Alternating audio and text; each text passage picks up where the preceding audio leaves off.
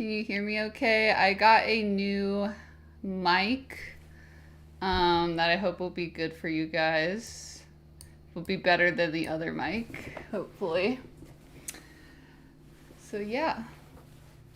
Hi everyone on TikTok. I will be reading the chat on TikTok, but I'm also streaming on Twitch under the same username, Reisuka, with an underscore at the end. And I'm back. I'm pretty much back. I have one more month of physical therapy, but I'm doing pretty well. I can pretty much do everything I can normally do except running and jumping. Like high impact stuff is a little hard for me, but after a month I should be good to go again with that.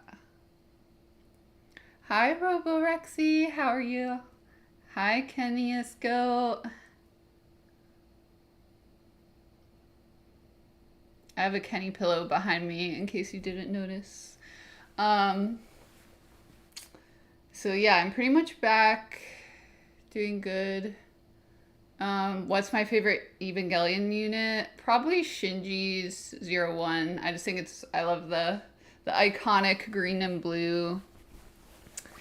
And hi Green Room, how are you? Yeah, you see the Kenny pillow? He's over there.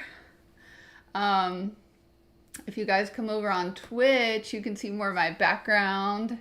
So as you guys can see, I changed up my background to look a little more pro over here, and because I want to kind of showcase some more fun stuff in the background, especially since I'm starting to do more YouTube videos now. So I got these shelves put up. Yeah, I thought it could be fun to kind of show you guys some of the stuff in my background, and we can also just talk and hang out. I still did not get to see Primitive War yet. That is on my list to do this week. Yes, Kenny is a plushie. I think I also saw Cartman as a plushie as well at Spencer's. Hi, Tyler Flame.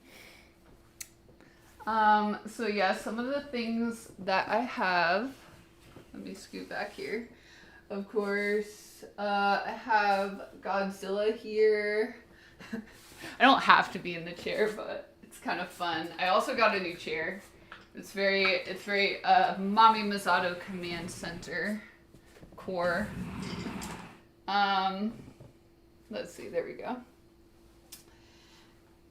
Hi Matt, thank you for coming. Yes, my back is good. It only hurts when I do like high impact stuff now. So that's good. This is kind of a shirt that I wear when I'm doing more official paleo stuff. I kind of will wear like a tank top and then throw like a button down shirt over it, usually like stripes or something to keep it like fun. And then I roll up the sleeves. So this is kind of like except usually I wouldn't be wearing sweatpants. But this is kind of like what I wear when I'm giving a lecture or something. Anyway, okay, so we have this new Godzilla figure, which I got in LA. So I can show this to you guys. This is pretty cool. I really wanted like a big Godzilla figure, because you guys know I love Godzilla. I love doing, dino videos about it and wondering whether he's a dinosaur and classifying him as a paleontologist. And I know you guys love Godzilla too. So I wanted to get a big figure. And he moves a little bit, not that much, but you can move I'm afraid to move his tail because I don't want to break it.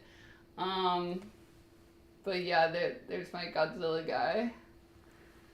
Thanks for following me, Froggy. Ada. Yeah, I need an Alan Grant hat for sure. Yes, I'm back. Oh, thank you, Matt. I'm glad you like the new setup.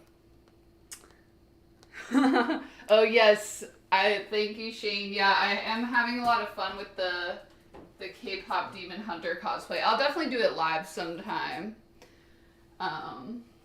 Okay, let's see what else I have. Of course, I still have my microscope up here. And then I have my pickaxe. So, as paleontologists, we use this in the field to basically break rocks apart. Sometimes a fossil will get preserved inside of a rock.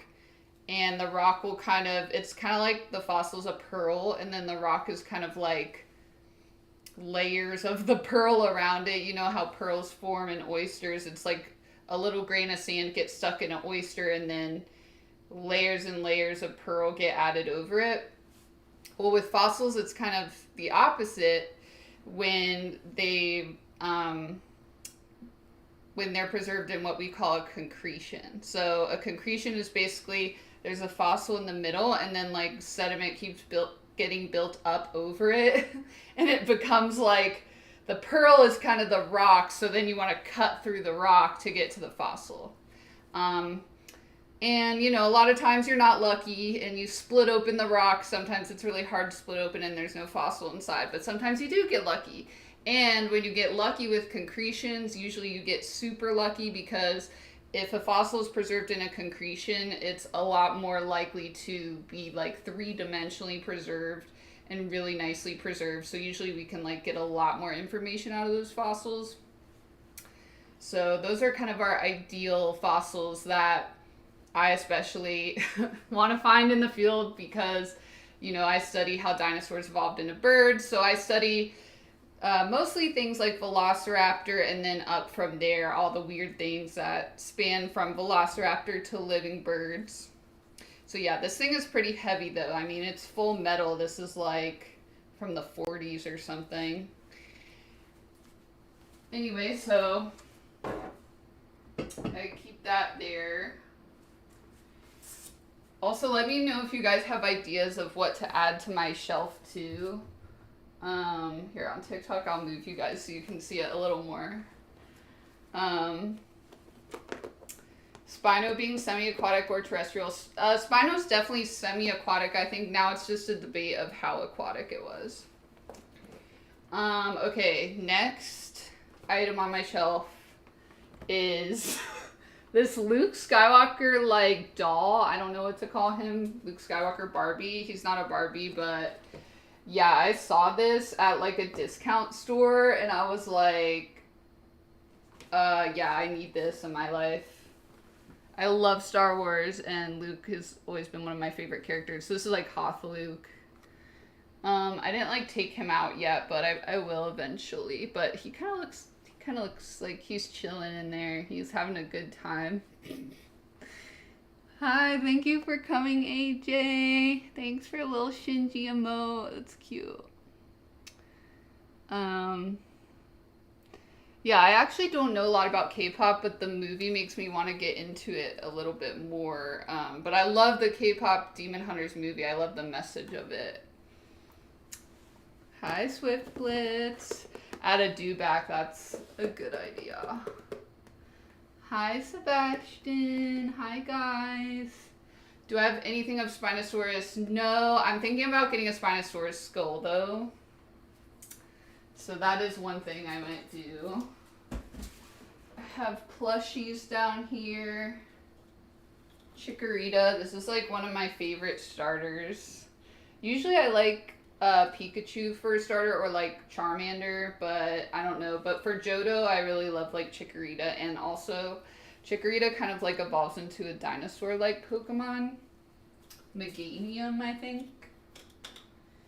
So yeah, like on this side I have a bunch of plushies. I have like Eevee and I have like Simba down there.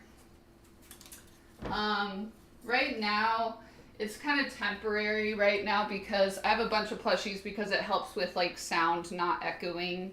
Like I know for the dino videos I do not like to post echoey videos for you guys. So the plushies, first of all, I love plushies. I have way too many plushies. And also, it helps with sound. But in the future, I'm kind of hoping to get a Spino skull replica up there or something. But we'll see. So, let's see. Other plushies I have. Yeah, the only thing with these shirts is sometimes they kind of restrict your movement. Oh no. Okay. So other plushies I have this Alolan Pikachu. I don't know if he's like a different type than Electric, but I like the color scheme of him. The Titanosaur. Yes, I will show the Titanosaur. Oh, and I have Espeon. Cute. I love Espeon and Umbreon. I love all the evolutions, really.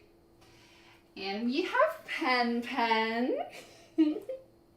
Of course. Can't leave him out. And then I have this little Oscar. I love Oscar too. I also can Oscar. Now, okay. I think that's all the plushies I have. Oh, and then I have a little Amelia up here. A little flying squirrel. These are kind of some random ones I got at cons that I like. These are not all my plushies. It's just a little bit. I have like an entire pile of plushies. This is a little dino plushie that my friend gave me. That my friend to Buffalo actually gave me. So cute. It's squishy. Okay. So, but let's do the Titanosaur. I know you guys really came here to see. This thing is giant. It barely fits on Twitch. If you guys want to see it like fully, then come over to Twitch. It's Raysuka is the username with an underscore at the end. But yeah, this is like, this toy is like fulfilling all of my childhood dreams right now. Because he's huge. I'll show you on TikTok a little bit too. You guys can see he's like giant. I can't even show him on TikTok. He's like genuinely almost as tall as I am. So this thing is like, must be like 5 feet tall. Yeah, I think you can move the neck. Yep. So it can go like this. It's a little hard, but you can do it. You can swivel his head around.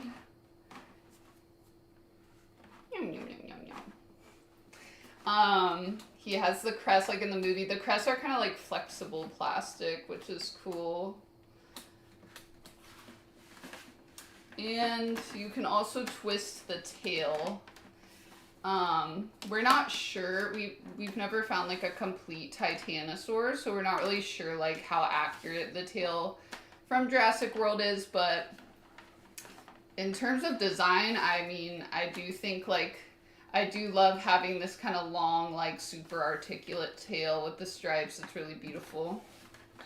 The crest, on the other hand, would probably not be on a Titanosaur.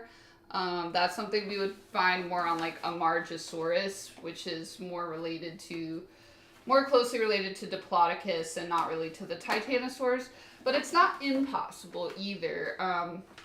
We just don't really have enough fossils to know what it was really like. But yeah, and of course you can also move all his legs.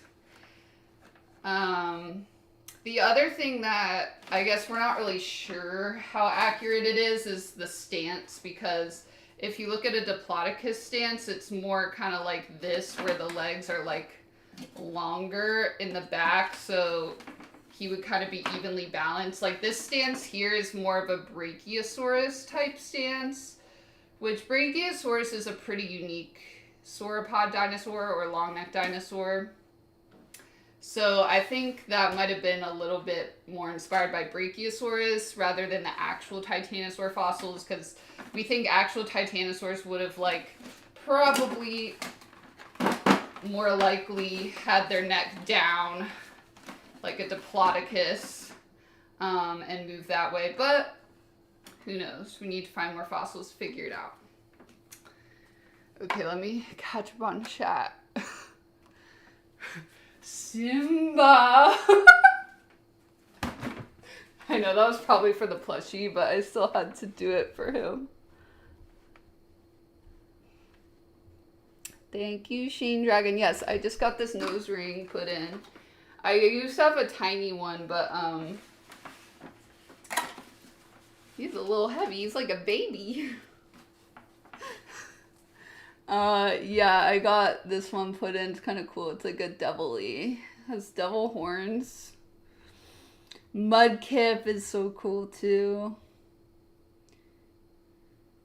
You have Jedi Knight Luke. That's awesome. Yes, Kenny is down there. Yeah, the Titanosaur, I got it from Target. So, like, all of the Jurassic World toys I have back here, I just got them from, like, the Target toy section when Jurassic World came out. Do I have Hammond collection? No, I thought about getting the Triceratops, but then I didn't.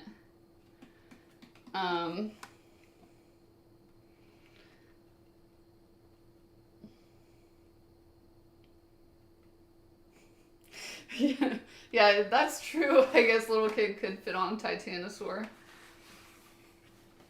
Do I like cats? I love cats. I have 2 cats, actually, named Luke and Leia. Hi, One Peak. Yes, Pen, the only mentally stable character.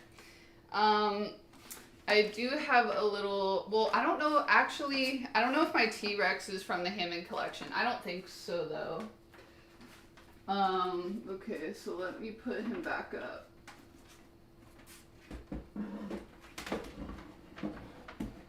He's a big boy.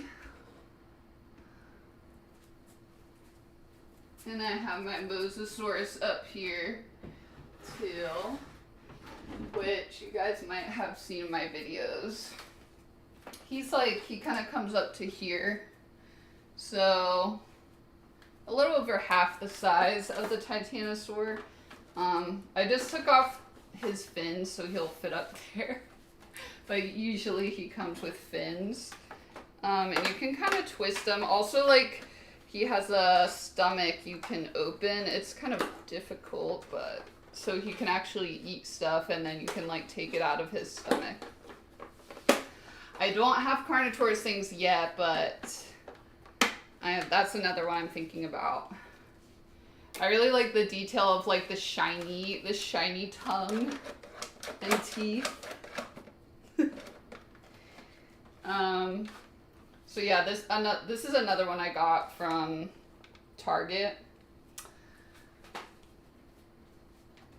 If you go to Target, it's fun to look at the toy section.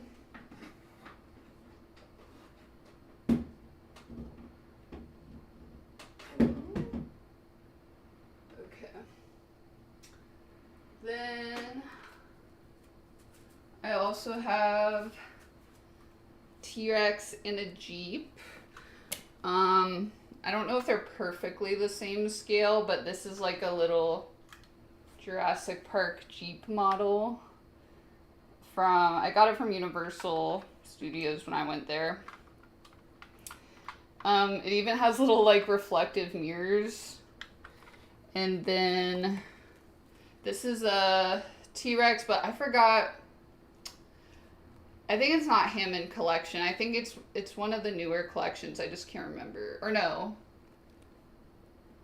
I think it was the original, whatever like the original toy collection is, because it's based on the 90s toys is what this T-Rex is from. So yeah, that's fun. And then he has like a soft stomach. His stomach's kind of harder to get stuff out of.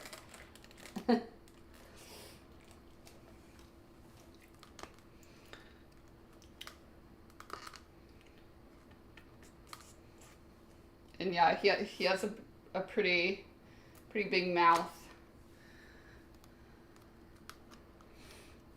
A dinosaur fact that will ruin your childhood. Pterosaurs are not dinosaurs. They are reptiles, but they are not dinosaurs. Aw, your cat sounds so cute. Electrobolt. Accessioning of fossils I give to a museum. Yeah, if I'm going into the field, then all of the fossils that I find on the expedition get accessioned into the museum. As a paleontologist, like, our job is usually to do the research on the fossils, find the fossils in the field, lead expeditions, lead research, like gather the actual data, publish that research, and study the fossils. But in museums, there are people called collection managers, and those are the people that really take care of like the logistics of the collection. So like accessioning everything. In other words, fancy word for, you know, getting all of the fossils into the museum and giving them numbers and putting them into the museum catalog and putting them into the museum database so people can see what the museum has. Collection managers also do things like restoring collections, making sure that bugs aren't and other pests aren't like destroying collections. With fossils, we don't have to usually worry about that as much, but we still have to worry about like fossils breaking and not really being like packed properly in drawers. You have to like pack these things super carefully. They're in charge of labeling things, making sure things don't get lost. So like being a collection manager is a really intense job, and it's kind of like you're never going to run out of things to do because there's always ways you can improve a collection. So that's kind of a whole other job. And then paleontology is what I do, which is like the research and finding the fossils and stuff. And then there's preparators, who are the people that actually use all the little chisels and tools to like get fossils out of rock.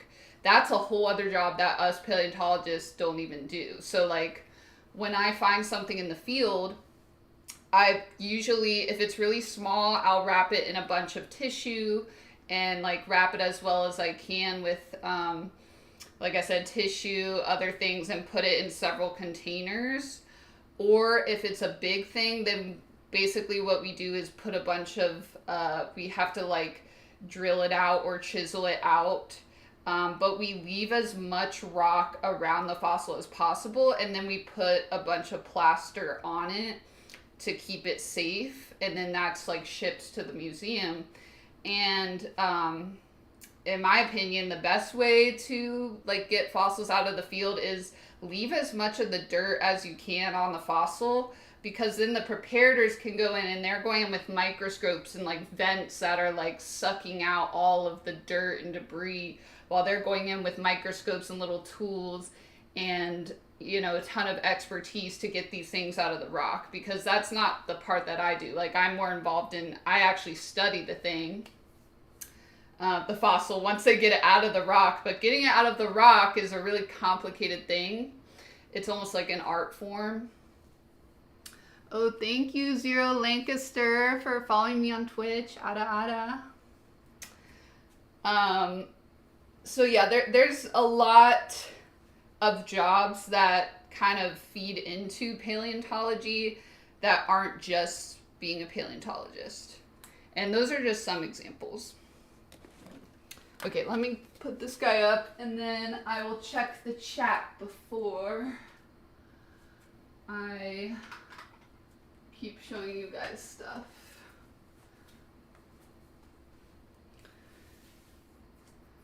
Shinji, you need to get in the Ada. Hi, Dripstar. Thank you, Big Dog Martin.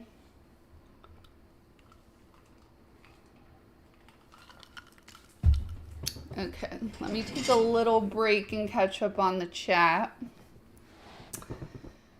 Oh, Spino won't get declassified.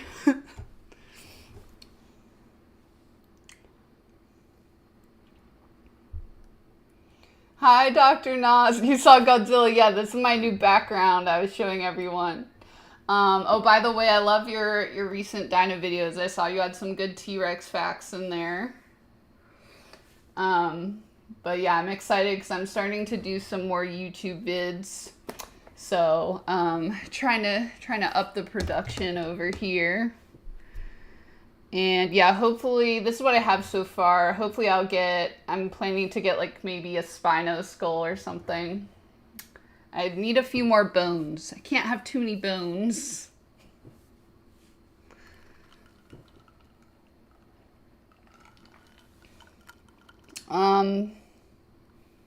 Tyrannosaurus is a dinosaur. It's a theropod dinosaur.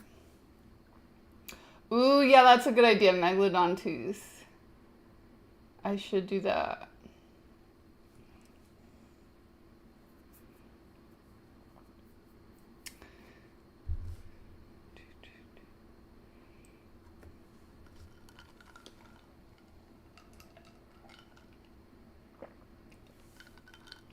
Yeah, Quetzalcoatlus is the biggest pterosaur we know about.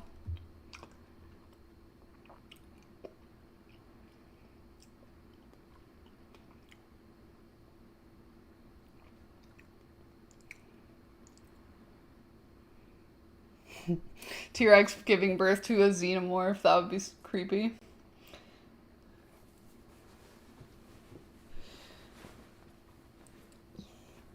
T-Rex versus an angel. I think an angel would win against a T-Rex.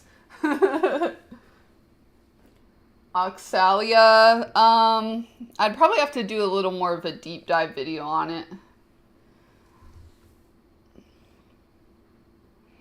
Oh, thank you for following me on Twitch, MV Green Ghost, Ada. Sorry, I just saw that.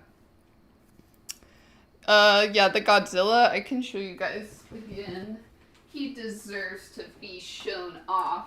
Actually, I have two Godzillas right now. I have this little mini Godzilla. I got him from Box Lunch, I think. Sometimes they have cool stuff in there. I feel like it's kind of hit or miss. Like, sometimes I'll go in and there's something cool and nerdy, and then other times it's like too much Disney stuff, not enough anime. And then this one I got, he didn't come with a box or anything, so I don't know exactly what he's called. I need to like do some more research on the internet to know like, you know, what model number, whatever. But I got him just kind of as is from Little Akihabara, I think it's called, in LA. So yeah. So I got a good deal on him because he was out of the box and kind of like as is, but yeah, I like the detail on him.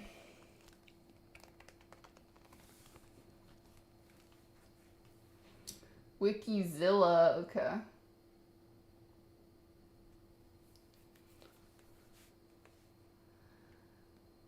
Oh, the burned in a museum. Yeah, that was really sad.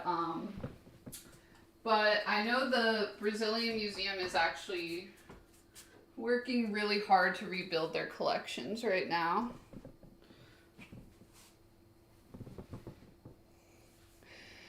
Yeah, Disney does rock in a lot of ways. I mean, I have a Simba plushie. Disney can be very inspiring. It's just that I'm not really a full Disney adult. Like, I like some Disney things, but I'm not like Disney adult, you know what I mean? I'm more like vintage Disney. Like, I love Little Mermaid. I love Aladdin, Lion King. It's kind of ASMR. He's so cute.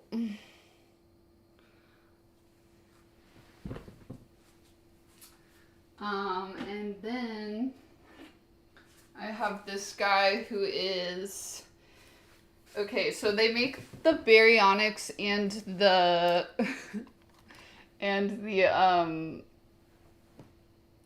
oh my god, I'm forgetting the name of the other one. Anyway, there's two Jurassic World toys that basically look exactly the same, except one of them is baryonyx. And the other one is the other dino that looks like baryonyx that I'm forgetting the name of right now. And I think this is supposed to be that dino. But it could be baryonyx because it has a claw. Like baryonyx does, which it would use to spear fish. Yeah, I should look this one up and double check, but this one's pretty cool. It's like from the new Jurassic World collection. Like the one that's like radioactive or something, like the colors are all really bright. And I forgot what they called it.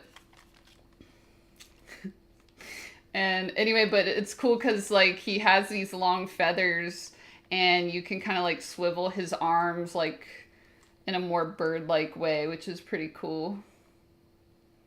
Utah Raptor is this one? Oh, okay, but I thought I had I swear I had a Baryonyx one. Then maybe this is Utah Raptor. Or Suchomimus, that's what I'm thinking of. I know I got Suchomimus somewhere. Okay, that makes more sense that this is Utah Raptor though. I was like, this is a lot of feathers. Okay. I did not know he could make that noise. Well, then I don't know where my Suchomimus went. I need to find that, but okay, so just kidding. Yeah, it's cool because you can kind of swivel his head.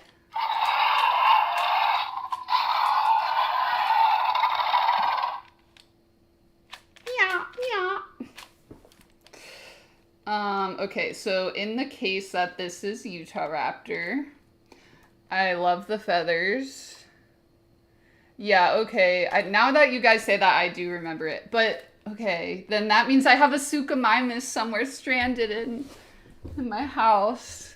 I'll have to find him.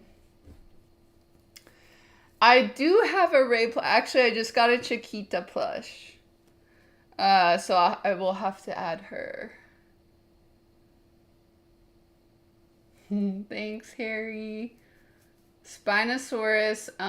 Be a Spino for Halloween. Do it. A fun fact about Spinosaurus is that it definitely swam, but it probably couldn't swim in super deep water.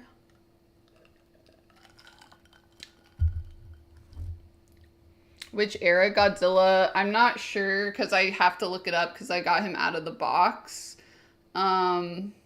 Someone told me what it was the other day. I don't remember.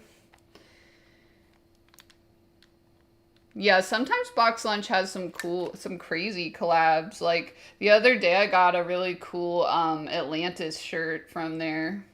That was unexpected. Yeah, Renaissance Disney. Thank you for coming, Matt. Oh yeah, Fantasia's good. Oh yeah, Pinocchio. Pinocchio kind of creeped me out as a kid. Yes, giant ground sloths are cool. I've done a couple videos on mammoths and reindeer, but yeah, I do want to kind of do some more, sorry, do some more prehistoric animal videos that aren't just dinos. Okay, I can keep showing you guys some stuff on my shelf. This one you guys have seen before. This is the 3D print of Velociraptor mongoliensis. Basically, the real life Velociraptor. And yeah, real Velociraptor would be about the size of a house cat. So this is more accurate to the size. This is actually like life-sized. But yeah, and the skull moves up and down, which is pretty cool. So it's based on Velociraptor mongoliensis, which if you can't tell from the species name means Velociraptor of Mongolia. Yeah, and I definitely want to get more skulls because I like having the real. Of course, this is not real. This is 3D printed because if this was real, it would not be here because I would turn it into the closest accredited natural history museum because it belongs in a museum. Okay.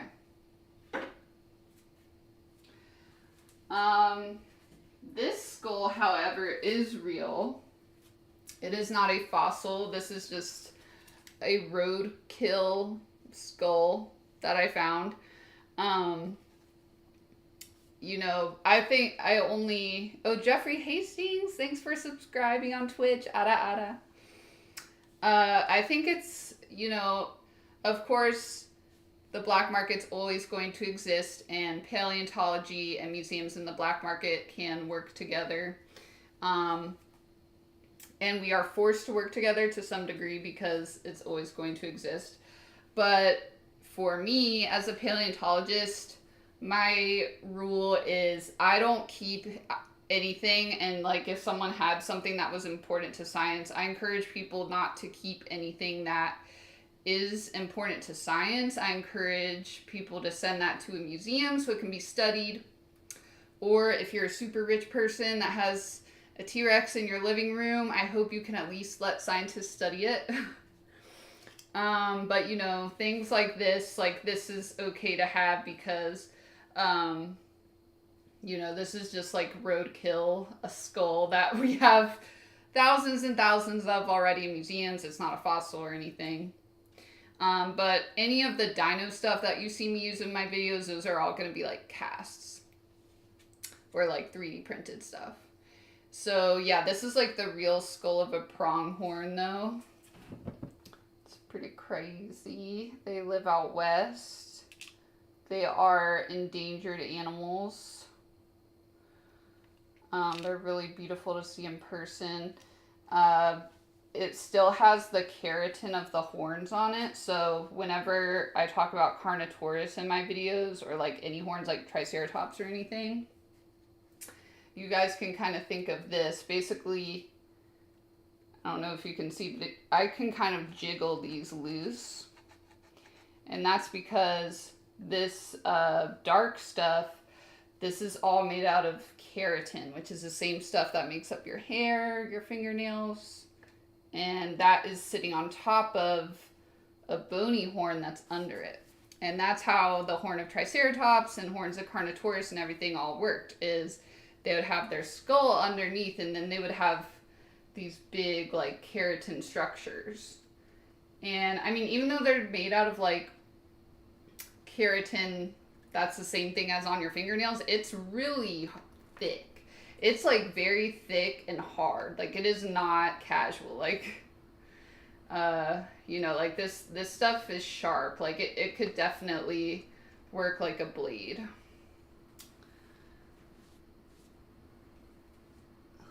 Favorite dig I've done. Going to South America was really cool because I got to see, I got to find a Titanosaur there, and I saw a lot of dinosaurs around the KPG boundary there. But I think my favorite place to just work in the field in general was like going to China. The food was amazing. And it was just really cool. And I got to see like a lot of different geologies there. Okay, I have another Luke Skywalker nerdy thing to show you guys. The land speeder, which I have been wanting this since I was like 10 years old. Or just like a land speeder, you know, with Luke Skywalker. So I was like, I have to get this. I forgot where I even got this the other day. But he actually like comes out too. And yeah, he has a little cloth outfit on.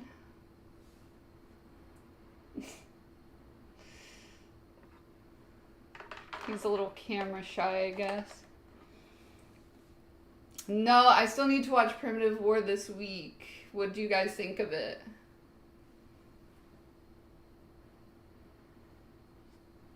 Thank you for coming, Hanamaru. You're in an anthropology course. That's awesome. That's how I got into paleontology, actually, is archaeology. And I started working on animal bones at archaeological sites, and then got into paleo and dinosaurs because I realized I was really, really good at identifying bones and anatomy. Yeah, other than that, I just kind of have some candles here. I have a little T-Rex skull like book holder, a fake one. And then I do have a couple real fossils here that were a gift to me from Denmark, where I work on some fossils from the Eocene, so that's about like 50 million years ago-ish. These fossils are not, again, they're not important for science or anything, but I got to go to the field site there because I'm working on some fossils there, and I got to open some rocks, and they let me keep some fossils that are like fish. So I'll try to show you these. Hopefully it's focusing. If you look closely, you can like see the little tiny vertebrae. There we go.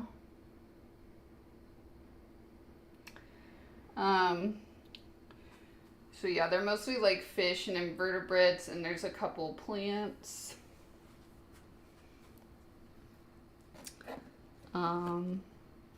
This sediment is very fragile. It's like coming off my hands because this site that I work at, it's filled with diatoms, which are little tiny microscopic creatures, and clay, and the fossils preserve in basically the dead bodies of all these diatoms and clay, and it's very fine. So it almost like, it starts out as mud when you're in the field, and then when you bring it back to the museum and open them, they're kind of like dry and like coming off in your hands, and like you're breathing it in. So it's very fine dust. It's very difficult to preserve and work with. See, I already have some, I don't know if you can see, but I have some rocks on my hand, and I can already smell it. It smells good. I like being in the field. Kind of smells like pluff mud, if you've ever smelled that. Okay, so here are like 3 little minnowy fish. Let's see. Come on. It's hard to focus these tiny guys. There. So yeah, if you could, there's like 3 bodies of fish there, and if you look close, you can see like little vertebrae. Here's the tail. This is the head. Here's like another head. And I'll show you guys on TikTok. For some reason, it is a lot easier to see on TikTok. But here's the head, little body. There's 3 little fish here. And this sediment is super fine, like I said. So this is the kind of sediment that I personally like, because this is the kind of sediment that preserves well enough for me to actually find, you know, birds and bird-like dinosaurs. Here's another fish. This is sort of a bigger one. And this one, there's a little bit of soft tissue preserved, so you can actually see the fins. Okay, I'm gonna try to hide behind them. You can actually see the fins on them in the middle there.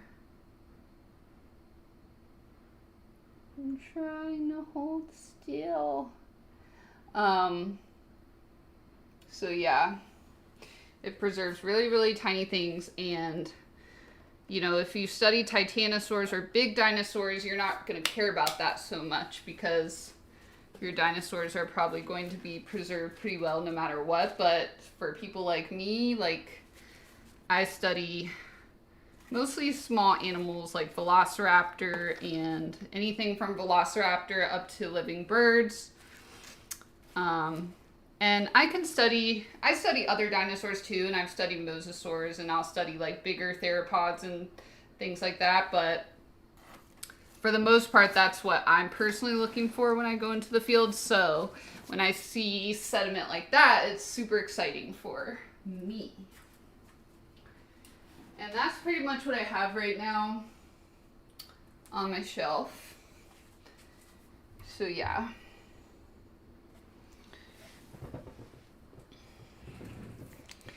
Hope you guys enjoy the little tour.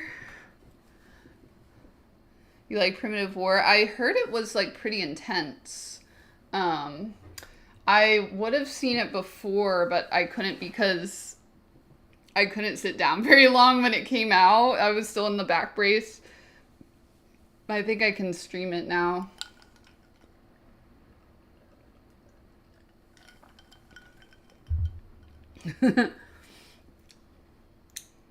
Three land speeders, that's awesome.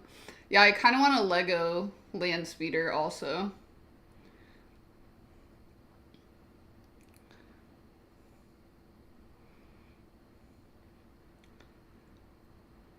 Oh yeah, the authentic pronghorn.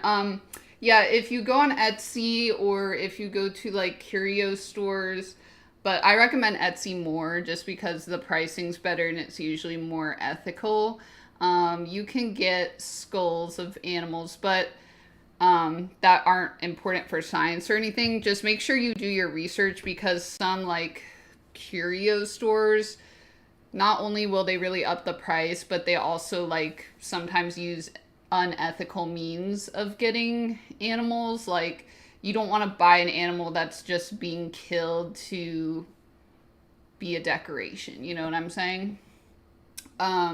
But if you go on Etsy, there are a lot of like hunters, for example, that they hunt for, you know, for their livelihood, for meat and everything. Like they'll hunt little minks or deer or something, and then they sell the bones on Etsy. Like that's a good place to get skulls. So just be careful. There's, especially if you're, you know, looking at like human teeth and things like that at curio stores, like I would be really leery of that stuff because there's, at curio stores, it's not the same thing like at a museum where you have to have a paper trail of where you got the thing. So just be careful.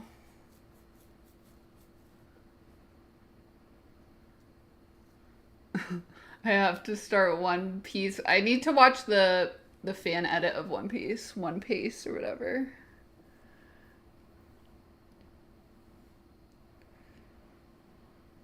Firefish. Okay. Oh, thank you for following me, Ada. The Savage Lands. That's cool. Thank you, Gina. Yes, I love anime.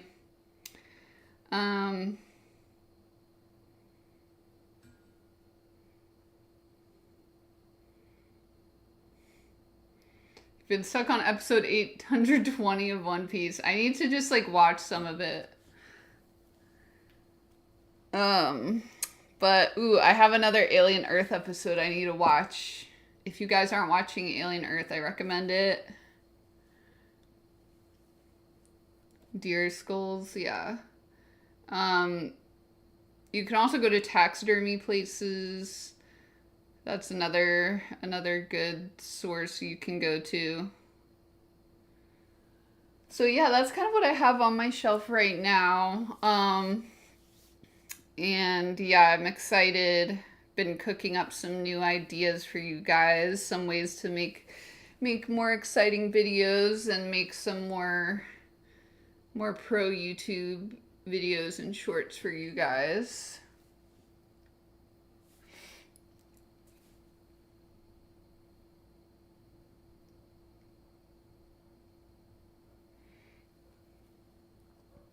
You're more of a Naruto Bleach. I still haven't watched Bleach either. It's another one I need to watch. Hi Alejandro, how are you?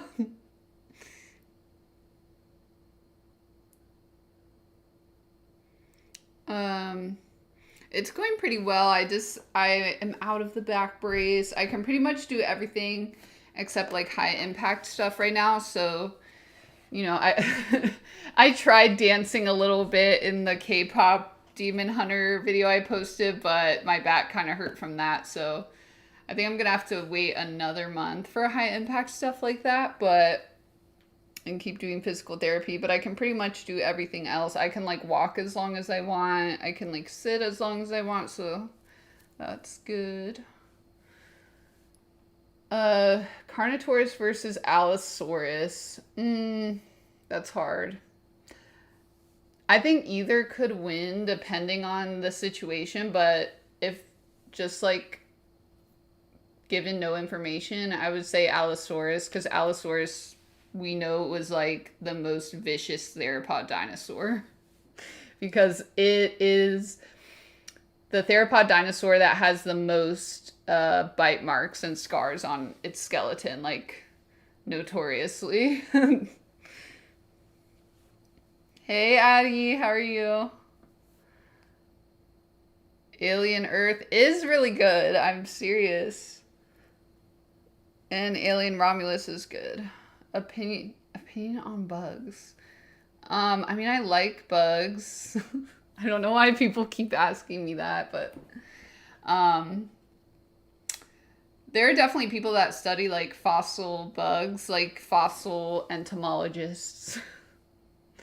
Bugs are cool because with bugs, they're kind of like one of the only animals that we can study evolution in real time with. Like if you look up the fly experiments, we've actually, like, scientists have been able to do genetic studies and like watch evolution happen in real time with fruit flies. And insects are cool because like there's just so many species. I don't even know how many species there are, like probably millions. And a lot of them have been around since the, T-Rex was around and earlier. Like cockroaches have been around forever. Thank you, Shenwan. Favorite spider? I think my favorite spider is Daddy Longlegs because when I was little, I grew up around a place that had a bunch of daddy long legs, and I used to just let them like run all up my arms. So they can't bite you, and they feel like little butterfly kisses. Thanks, Jin. I know it's you. I tried to read out the username, but okay. I'll try to remember not to do that. Yeah, bugs are really cool. Like, I'm sure bugs probably have like so many cool evolutionary questions. I mean, that's why I got into studying birds, is because I thought the evolutionary questions were really cool. And the fact that we still don't know how dinosaurs evolved into birds is really intriguing to me. But I just think evolution in general, like learning more about that and how nature works, is so cool. Okay, I'm gonna look up how many species of bugs because I need to know.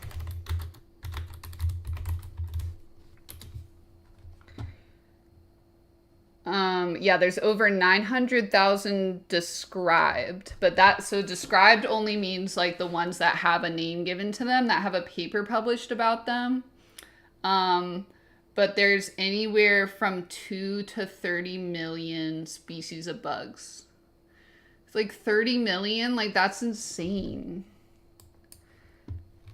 Like for comparison, there's only about 11,000 species of birds, and they are the vertebrate animal that has the most species.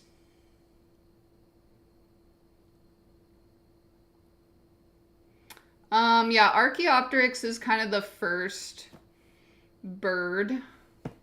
It's not a full bird, but we don't really know what happened after Archaeopteryx and Microraptor. There's like a huge gap between that and living birds.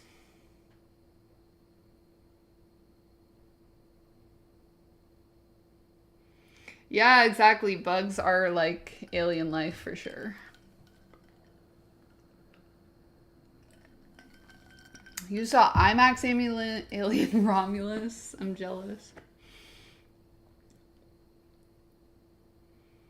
Yeah, space is also cool. Space is like crazy to think about.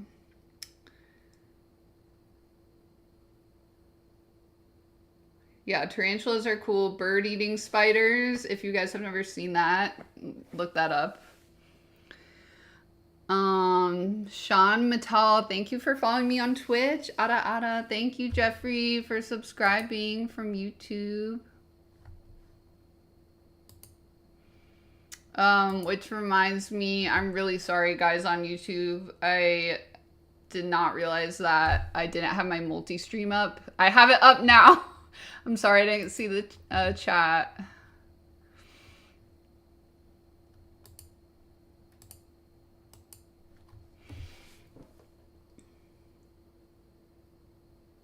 But yeah, spiders are really cool.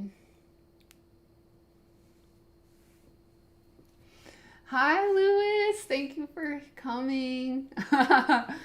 Oh, thank you.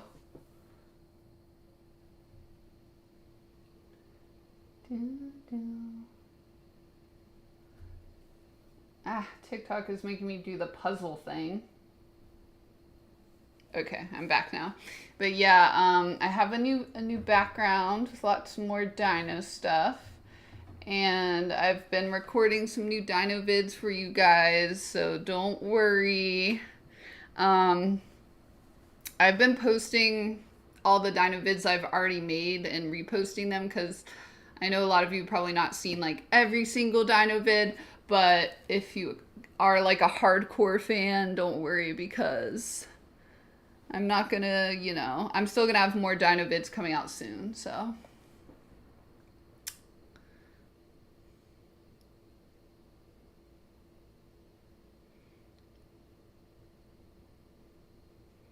Dinosaur King, yeah, I did a TikTok video about it actually. Clint's Reptiles. That sounds kind of familiar, but I don't think so. Hi, Juancho. What else is new on the dino scene? Well, there was a new Ankylosaurus found with crazy armor. I want to make a video about that. I don't know if you guys saw that. It's the oldest known Ankylosaur that we have. And it has crazy long spikes. There's a couple other dino news things going on. I think I posted about most of them. There was a Ceratosaurus that was auctioned off. But yeah, and then other than that, I was doing some dino research today, and gave a dino seminar to a class today, so that was pretty fun. But I cannot talk about my research till it's published. You never want to do that in paleontology because if you put up a picture of what you're working on or you talk about your research too much, people can steal it from you, and they do, unfortunately, because of how paleontology is right now. I would like to change that in the future. I would like to create a field of paleontology that's inclusive and welcoming and safe for everyone. And that encourages collaboration and nurtures and celebrates talent. And that doesn't, drive intelligent people away from the field. So that's what I'm doing through Reisuka. But because of that, yeah, I can't talk about what I'm working on when I'm working on it. I did not see Primivore yet.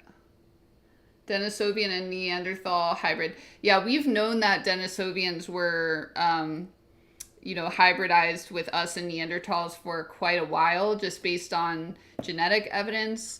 So that, like, as a scientist and evolutionary biologist, like, we were just kind of waiting for them to find the physical proof, but we could tell from looking at human DNA that had happened.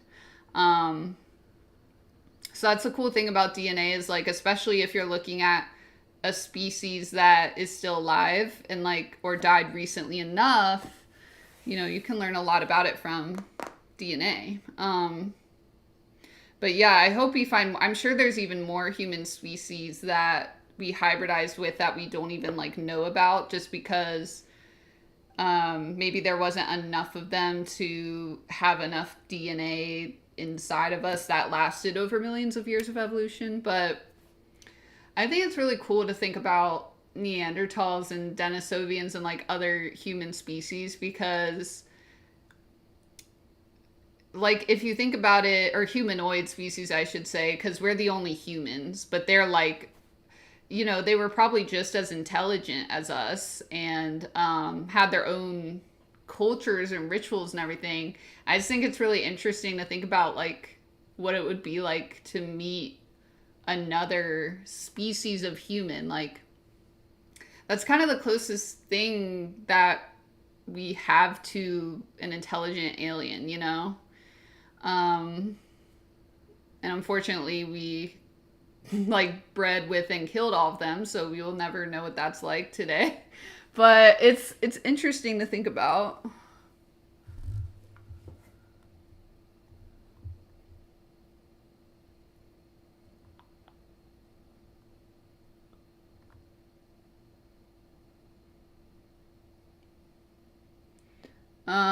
Goji guy, I did not look yet on YouTube.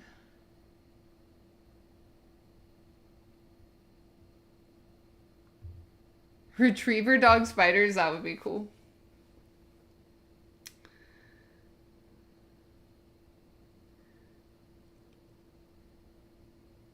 He is a biologist. Okay.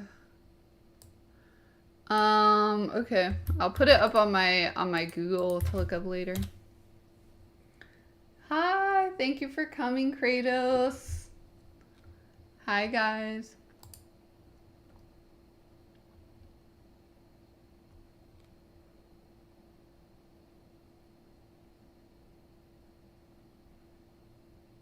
Hi, Mega Chibi.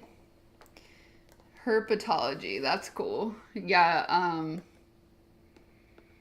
yeah, herps are cool. Herps are also kind of crazy. You got a record player for your birthday. Happy birthday.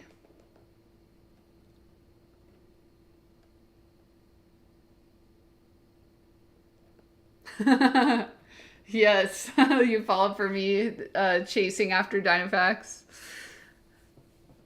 Then you're in the right place if you liked that video. I'm doing pretty well. Thank you, Mega Chibi. I am healing really well. So I have kind of like one more month of healing, but I can pretty much do everything I could do before. Hey.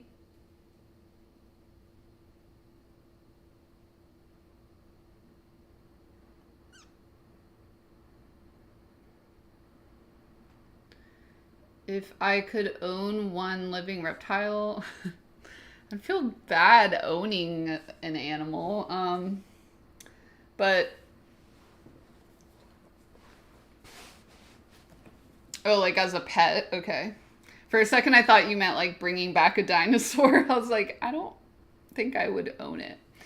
I've always wanted a snake, but then I feel kind of bad about feeding it mice because I love rodents too.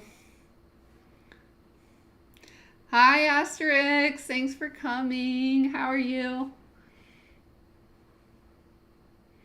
But yeah, I think having a snake would be cool, like a python. But then I feel like I would also at the same time be scared that it would get out and attack me. Like, I don't really know if snakes bond with people. Ursula from Little Mermaid. Ooh. Thank you. I mean, yeah, Ursula can be. I think she is hot when she transforms into her human form. My back is better. It's just I have one more month before I can do like dancing and jumping and stuff, but I can pretty much do everything else. Back from vacay. Hope you had fun. And thank you. Yeah, I'm doing a lot better. I'm almost recovered. I have one more month of recovery.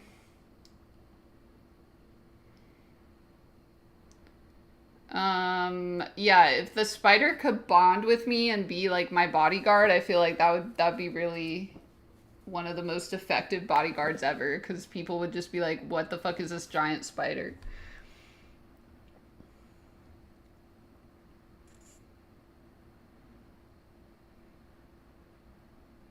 You would own an Asian water monitor. I would be scared to do that.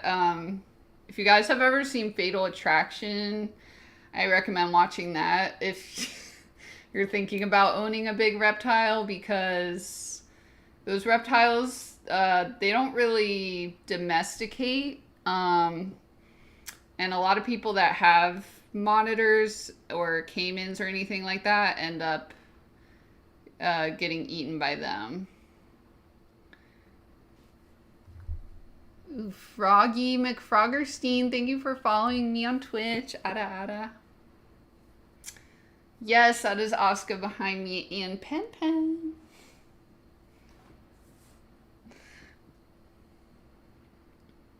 Thank you, Asterix.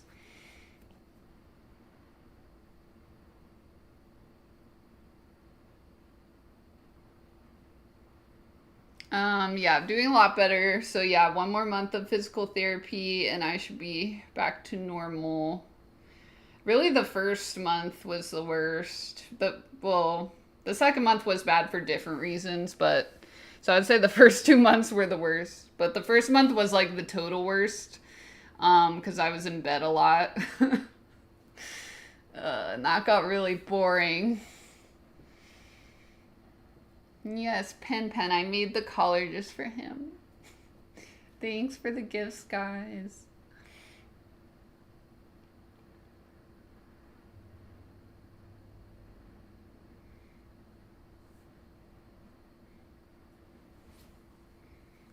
Pen Pen from Evangelion.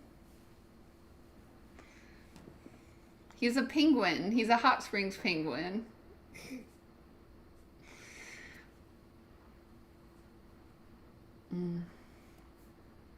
Yeah, try and think what else is new. I got some new cosplays. I have, of course, you guys probably saw the K-pop Demon Hunter cosplay. I might do other outfits from it, but I really liked doing the demon marks. That was fun. I finally got highly requested. I got a Rei Ayanami cosplay. So many people have asked me to do her. I also got Nami from One Piece, and then I got another Tifa. I got like purple dress Tifa, so that should be fun. So yeah, it's my first time doing Rei ever, which is weird because I've done Evangelion a lot as Asuka Misato, but never Rei.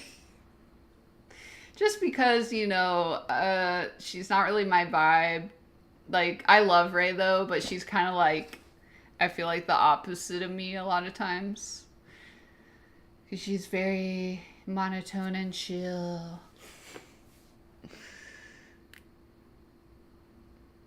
Oh, thank you, Charlie.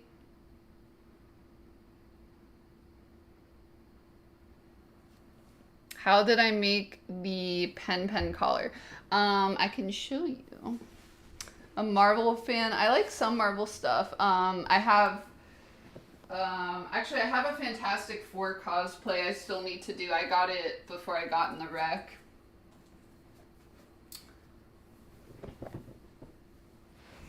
I love Hot Wheels. But yeah, this is Pen Pen. So how I made the collar is basically I cut 2 pieces of foam. So the first piece is just like this little like thin piece around his neck, and then this is one piece, and I just like glued it on like with hot glue on either side, but I made it look like I like bolted it, so I just like took a Sharpie and like drew in the details and made it look like distressed or whatever. He is Pen squared. Pen Pen. Pen Pen, do you have anything to say to the people on stream today?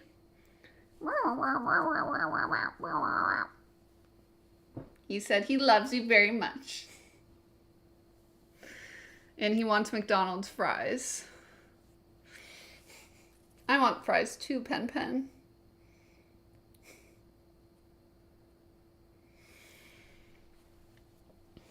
Yes, we need to Fortnite. I got the pink Power Ranger. I'm like easing back into it.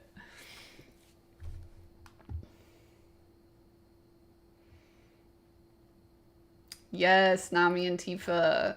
It's like the purple dress Tifa, because I have the other variant, but I wanted the purple dress one. How do you find your Masato? I'm right here.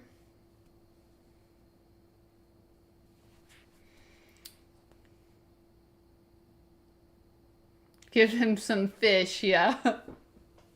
He only eats fish, ramen, and beer. Here, now he's gonna have a little K-pop demon hunter action going on. It's too big for him. Maybe on his beak there. Gonna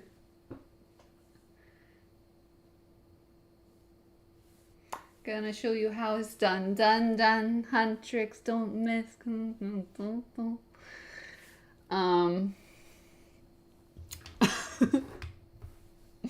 You only see Masato. Yeah. Oh my god, sometimes I'll be in the Asuka cosplay and people are like, no, I can only see Masato's face.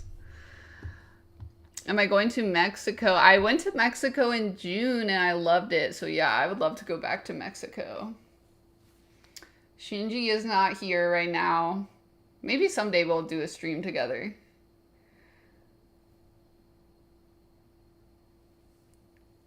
Diet of champions, yes. I need to trim my bangs. They're getting a little long.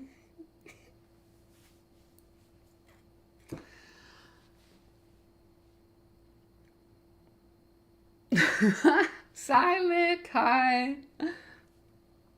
Who wants Burger King or Jack in the Box? But I want McDonald's or Taco Bell.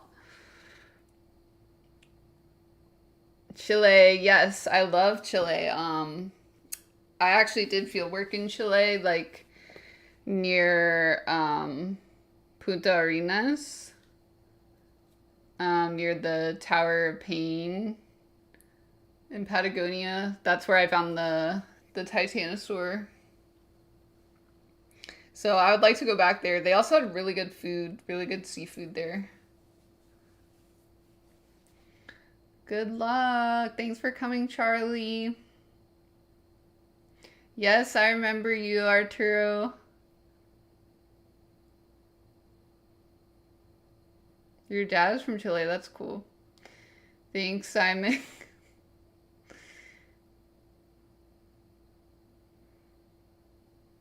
Day 4 on keto. Oh, congrats. I hope it goes well. I've never tried keto, but I heard it's really good for you.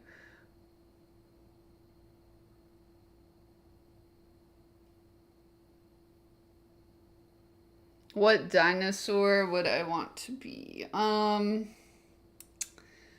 think it'd be fun to be like a Velociraptor or Deinonychus, but if I think if you want to live longer, it'd be better to be a sauropod, like a big Titanosaur.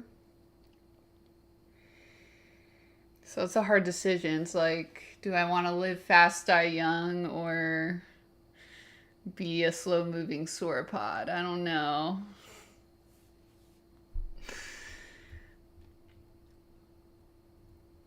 Applebee's versus Chili's. Applebee's used to be better, but they're kind of like downhill now.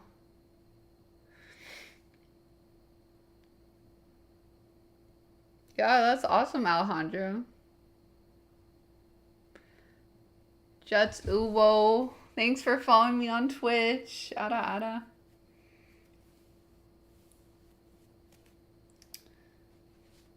Hey guys. My favorite dinosaur is Velociraptor and the bird-like dinos.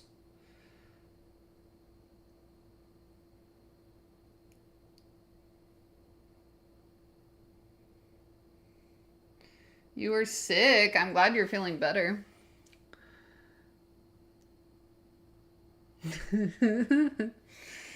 Yes, I'm excited to see the new edits.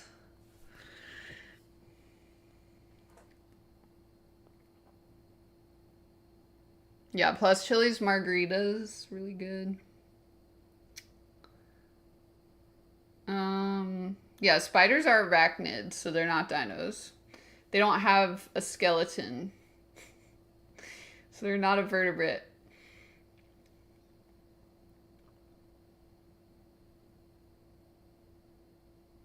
Do I get tired of the Masato comments? No, I never get tired of them.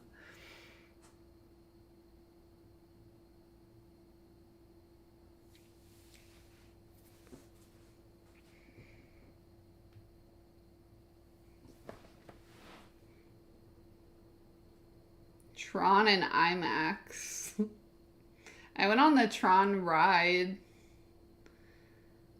Do I believe Atlantis existed? No, just because I don't think people lived underwater.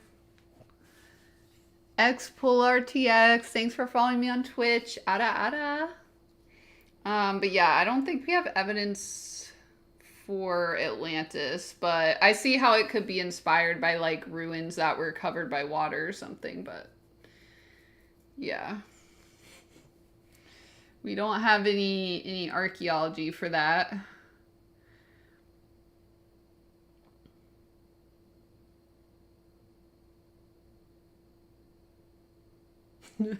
It's okay, Arturo, you survived. You survived.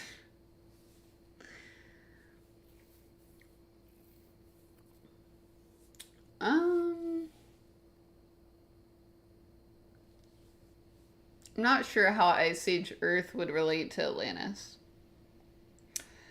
Yeah, I don't think I have seen the original Tron. Like, I know I've seen clips from it, but I don't think I've seen the whole movie.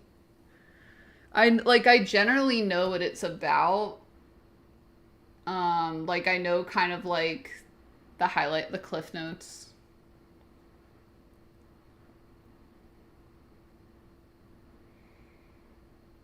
Oh, Cyberpunk soundtrack by Nine Inch Nails sounds pretty cool. That reminds me, I have been catching up on Cyberpunk Edge Runners. It's pretty good. So I might do Lucy eventually.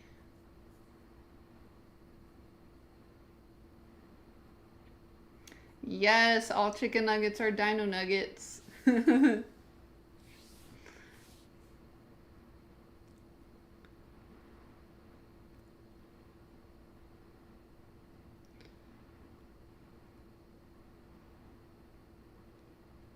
Oh, you like the Brazilian compy video? Cool, yeah. Yeah, I want to do more videos about Brazilian dinos because we definitely have more we can do.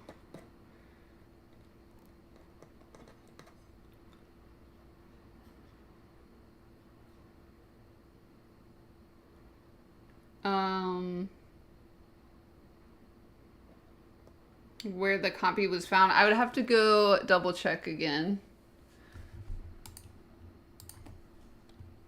Let me see.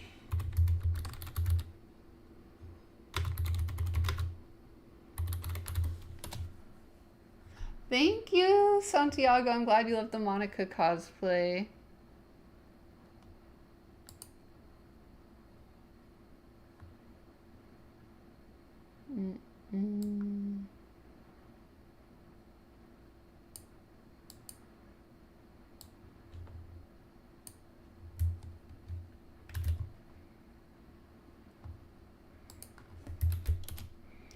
It's in the Araripe Basin.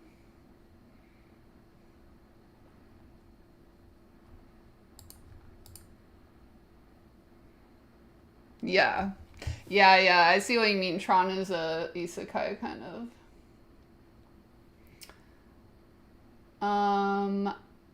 What courses did I get for my PhD? So for PhD, usually it's a 4-year minimum thing. You can do accelerated programs that are 3 years long, usually over in Europe, but I don't recommend that. That's kind of more like doing a master's. So what a full PhD is, like, at least in the United States and I think most of South America, I'm not totally sure, but basically it's 4 years minimum. Usually people will go like 5 to 6, and you, first of all, like part of it is you have to pay to go, or you have to get a fellowship and teach to kind of pay for your PhD. So the way I did it is I got a National Science Foundation grant. So I was able to pay for like most of my schooling with that. Even though I had to get student loans previously, but the award helped pay for my PhD. And then I also was what we call like a teaching assistant, where you're basically kind of like a side teacher alongside the professor for college courses. So for me personally, like I would help teach paleontology classes and geology classes and like human anatomy and physiology classes. Usually I would like run the labs. But in terms of coursework, you kind of have some flexibility. But if you're going into paleontology, I would like suggest to heavily focus on like evolutionary biology courses, like learn how to create a phylogeny, how to code. I mean, ChatGPT can do a lot of coding, but it's good that you know like how statistics work and how to code on R and Python generally. How to use the different phylogenetic software, how to study evolution. That's really important, and how to, you know, what the anatomy is of the things that you're studying. So for me, I took a lot of like vertebrate anatomy, human anatomy, bird anatomy, because that was all relevant for studying birds and dinosaurs. If you want to study insects or something else, then, you know, you would focus on those types of classes. So there's coursework. That's usually the first like 1 to 3 years is coursework. And then the rest of the time, at the same time you're doing that, you're also working with your advisor to kind of, you know, figure out what you like doing and work on your own research. Because usually when you're going to a PhD, you kind of have a vision of what research you want to do. Like, you can help your advisor with research to a point, but if you want to, you know, be competitive as a scientist and be able to get jobs, you really kind of have to like come up with your own ideas and publish your own research. And your advisor will be a part of that because their name has to be on it because you're still like a student. But yeah, it's really important that you publish as much as you can, especially like as a young scientist. So like when I was getting my PhD, every year I would like be publishing a few papers as I'm doing coursework, as I'm teaching, as I'm also applying for grants and things to fund my research, at the same time as I'm also going into the field looking for fossils, all in the same year. So like it is a lot. It is a huge commitment.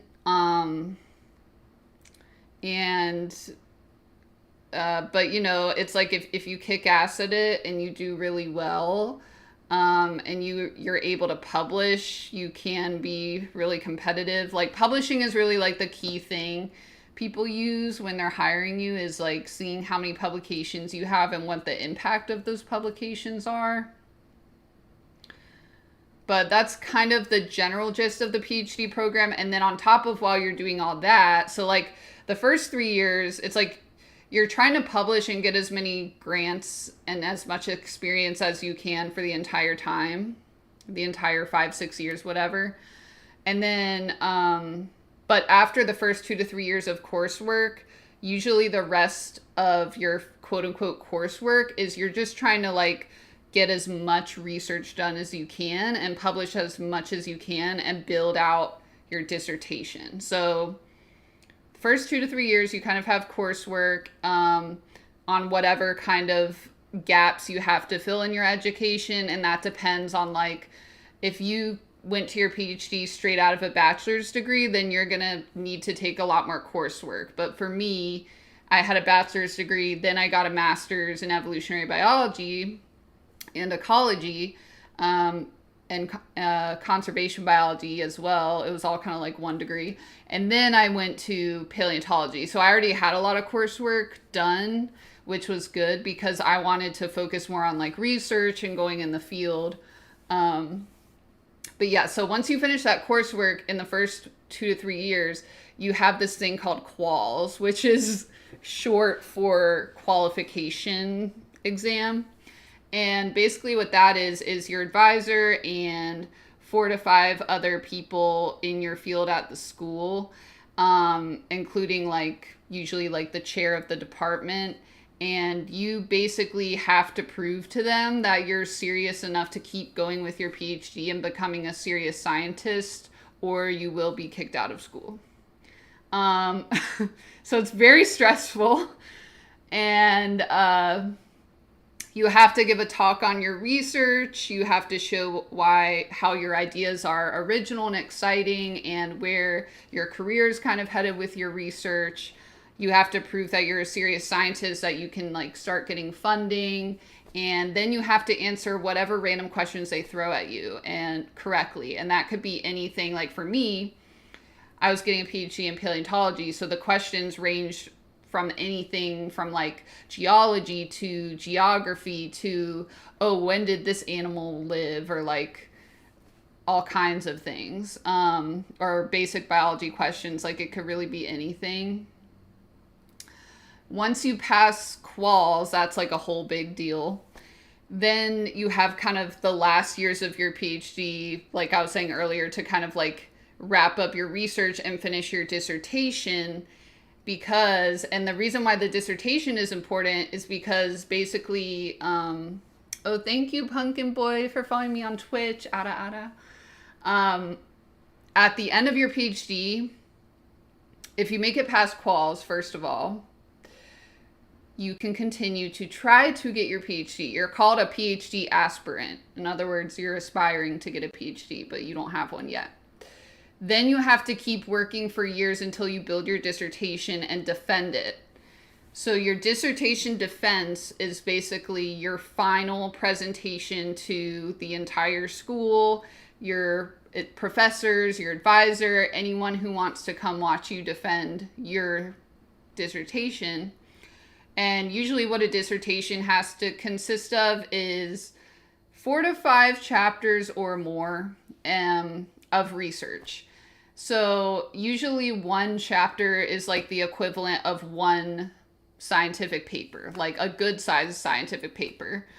And 4 to 5 of these is the ideal. Like more is always better. But 4 is kind of the minimum that most people will accept. And it's kind of like quals, but at another level. So again, you give the presentation of your research. You need to be even more serious about where your career is going and more specific. You need to show that you've been able to gain a lot of experience. You need to show that you've been able to get a lot of funding for your research. And you need to show that you're capable of really talking about your research and articulating it. And then you have to answer every single question correctly from the professors, your advisor, and anyone in the audience. Could be literally anyone. Could be someone's family member asking a question. But if you don't know, it's okay to say you don't know. The one thing you never want to do is make up the answer to a question, because that's just like unprofessional as a scientist. And we don't want to be spreading misinformation out here. So you are allowed to say I don't know, but like if you're saying I don't know to like a really basic question in the field, then that's going to be, you know, points off your score. So yeah, it is not a casual thing to get a PhD. It's very all-consuming.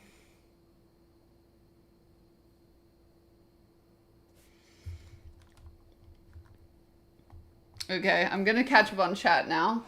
Oh, thank you, Santiago. Favorite dino documentary? I would say Big Al.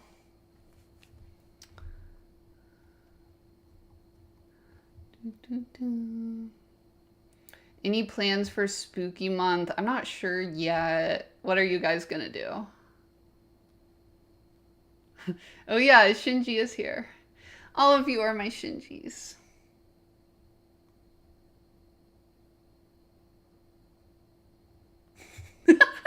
I like that, Simic. I like that name for Google. Yes, people call me mommy and I encourage it. Call me Dino Mommy. Or just mommy is fine. Oh, thank you, Coffee Crazed. Dun, dun, dun.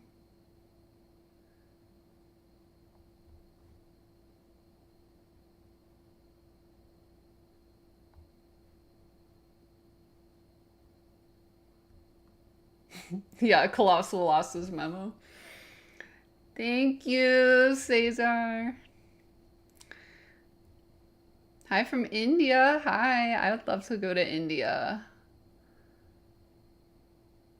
T-Rex. I think I would pick red. Red and pink are my favorite colors. I have not coffee crazed. Spooky season horror marathon. Yeah, I do want to watch more horror movies. Oh, yeah, that's okay, Sugar Booger. I am also one of those people that like I have so much knowledge, but then sometimes I'll forget the basic questions. Um, but usually if that happens, like if you have a good advisor, they know you're serious and they know you know the answer, then they'll kind of hint to you. That happened to me during my quals actually. Like my advisor asked me a really basic question. They were just like, or no, some other professor asked it, and he was like, "Oh, like, was the Earth hot or cold during the Eocene? What do you think?" And I just kind of like started freaking out. Meanwhile, I had given like a whole comprehensive like professor level presentation and everything, but I just kind of freaked out at the end and forgot that the basic answer is the Earth would have been warmer.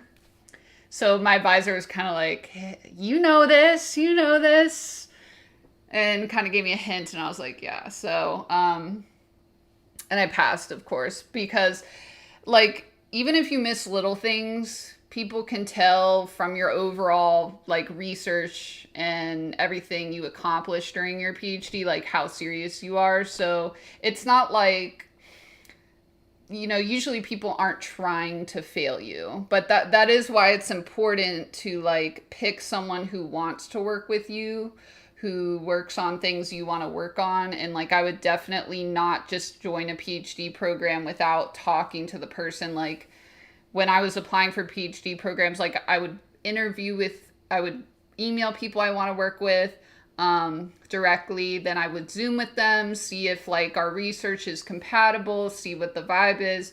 And then like if I was getting really serious about joining their program, usually they'll invite you to come out and like stay near the university and kind of like come to their lab, come to one of their classes, meet the other people in the lab, like see if this is a good environment for you. So it's like a big commitment that you don't want to rush into, but it's also like not impossible, It's also like you can definitely do it if you want to. You lost funding for your program. I'm sorry. The new fan base of Evangelion. What's the new fan base? I don't know. I love Evangelion and the fan base because I think we're the best anime fan base because like we actually make funny memes and like talk about Evangelion and like make really funny like stuff, and like the jokes can be like dumb or they can be like really deep at the same time, and it's fun. I think that's really unique to Evangelion. My bachelor's degree, I double majored in studio art. I started out as an artist and I double majored in art and anthropology. And then my master's was in ecology, evolution, and conservation biology. Yes, it's Dino Mommy.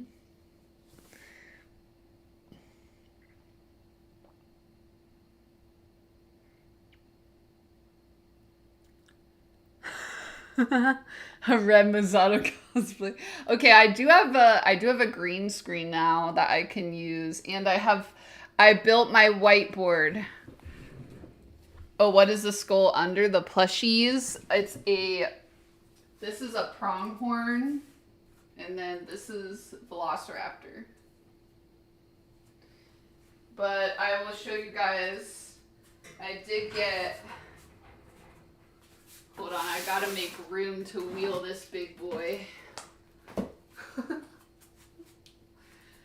But Dino Mommy's getting professional, guys. Mommy Mazzato's moving up in the world. And now I can teach you properly. I have a whiteboard now.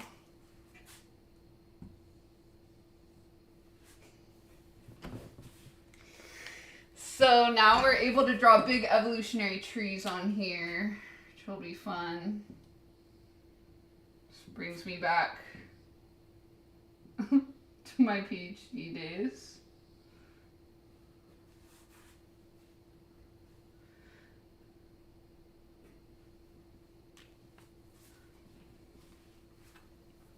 Latex Lucy, yes, I should do that.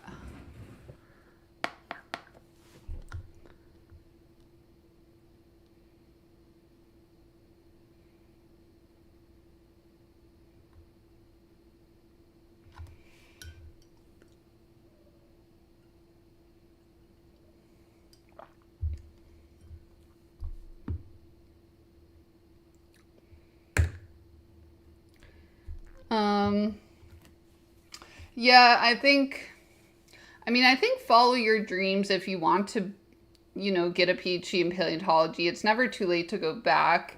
I mean, I was in school in undergrad and in my master's and in my PhD with people who were older than me. The only reason that I went straight through is because so I could take out the least amount of student loans possible because I couldn't afford to go to school otherwise. And my funding stipulated that I had to go straight through my degrees. So that's why I was pretty young going through all of that. But at the same time, I know a lot of paleontologists who were in their 30s getting a PhD. So it's definitely doable if you want to. But like I said, it is a big commitment. It is tough on your mental health. So I would definitely have therapists and resources up for that. It's tough on your mental health because you're trying to juggle a lot of things and finish a lot in a short period of time. And I would just kind of make sure you have the skills that are going to be helpful in the job market. Thanks, Big Daddy, for following me on Twitch. Ada. For me, for example, not a lot of people want to hire a paleontologist or someone who knows anatomy really well, even though that's what I was most interested in. So I also learned how to code. I also learned genetics and other skills in case being a paleontologist hadn't worked out. And now I'm lucky enough that I get to be an independent researcher and share paleontology with you guys online. So it worked out for me, but the path is definitely different for everyone. But I think if that is, your dream that you can't stop thinking about, that you want to go after, go for it. And the universe will provide a way if you really want it,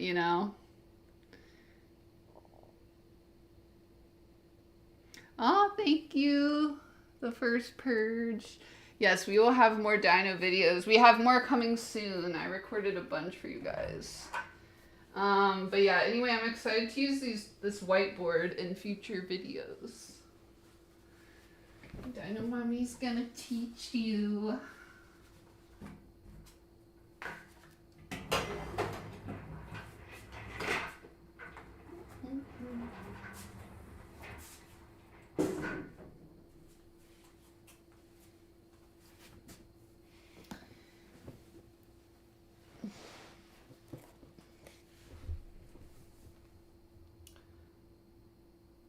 Your third grade teacher was a paleontologist. That's so cool. More Vanessa.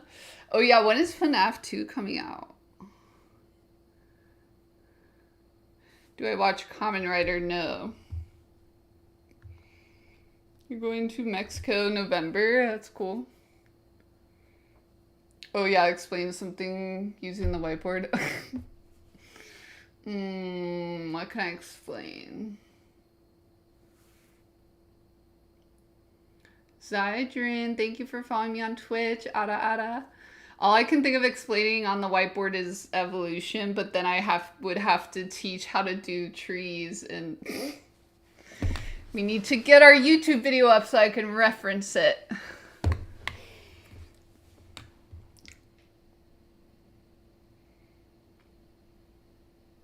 I'll think of something next time to show on the whiteboard.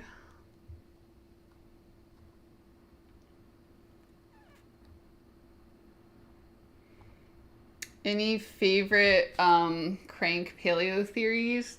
I mean, I think it would be cool if, like, you know, the Loch Ness Monster was just a single plesiosaur that, like, survived.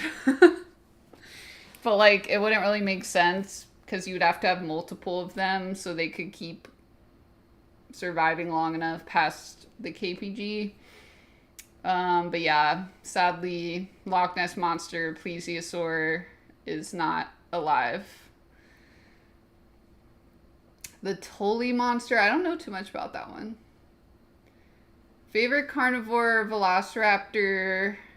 Favorite herbivore, Apatosaurus. Favorite omnivore is a hard one. Favorite omnivore. Maybe Therizinosaurus.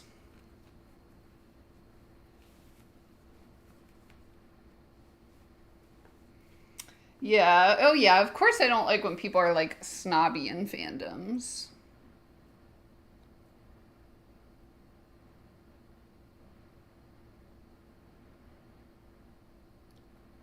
Two purple. I've never seen that.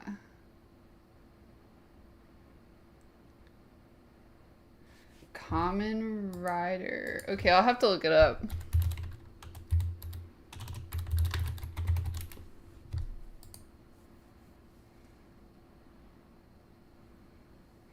Oh yeah, I totally get that, sugar.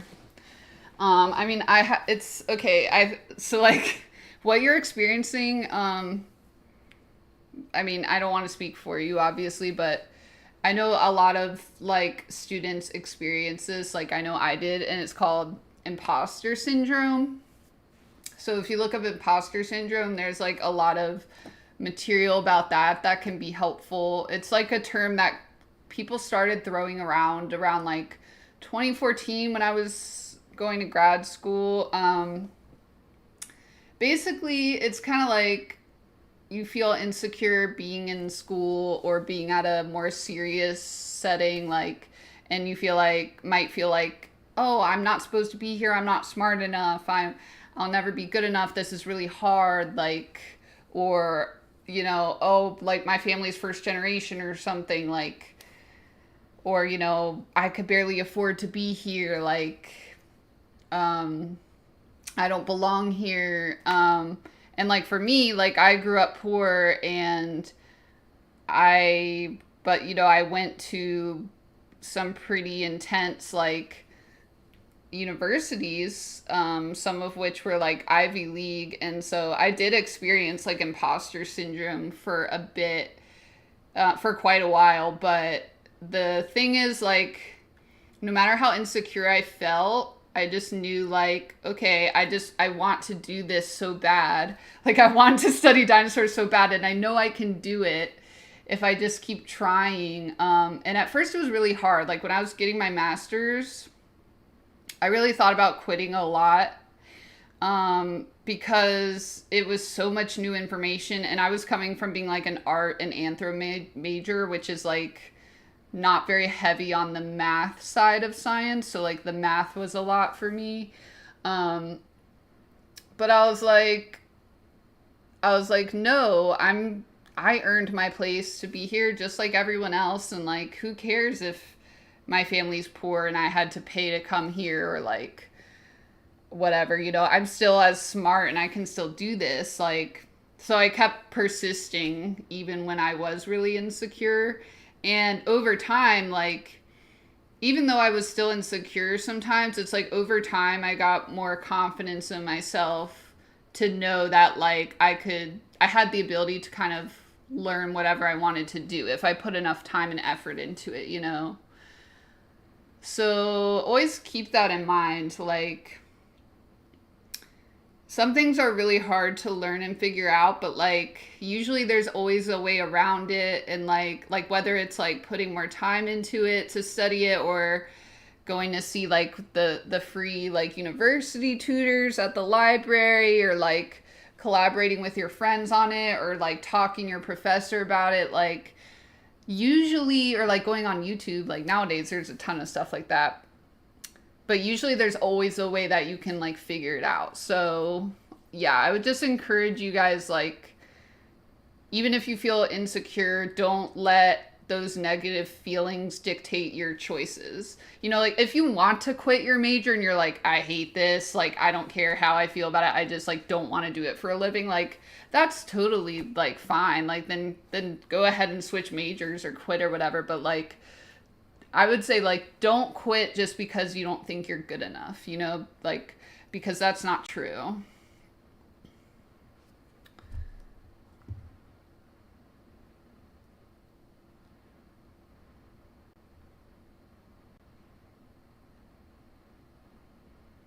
Yes, Froggy, go for your dreams. Well, yeah, I actually just recorded a video on evolution. So and I will be recording a video soon about how to read phylogenetic trees. So hopefully that will be helpful to you guys on YouTube.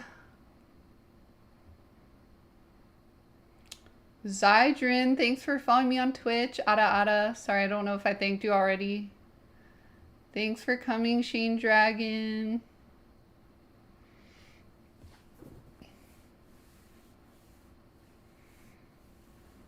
I'm sorry, Alejandro.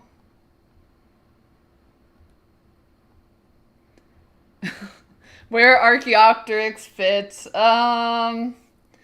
I can, but I would have to pull out a paper and draw 9 different trees. Maybe I'll get it ready for next time.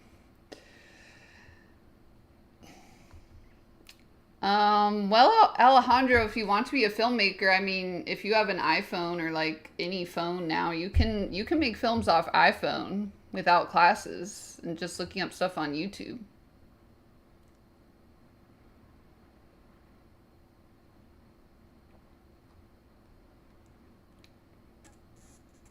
Yeah, sometimes I do Fortnite or other gaming.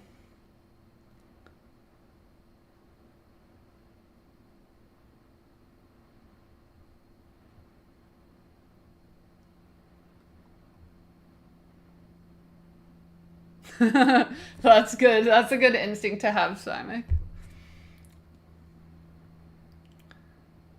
Um,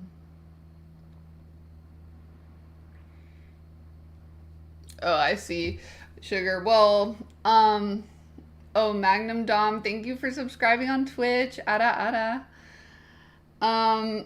But Sugar, I would kind of say just the same thing for that. Like, even if it's not specifically imposter syndrome or whatever, like all of these negative thoughts kind of fall under the umbrella of thinking that you're not good enough, or like comparing yourself to other people and thinking you're not doing as well as them. And like, I know it just sounds like very obvious advice, but honestly, it's like you kind of just have to keep going, like, even when you feel that way, and try to be as positive and like loving to yourself as you can. Because beating yourself up is just going to make it worse. Like, I used to beat myself up so much.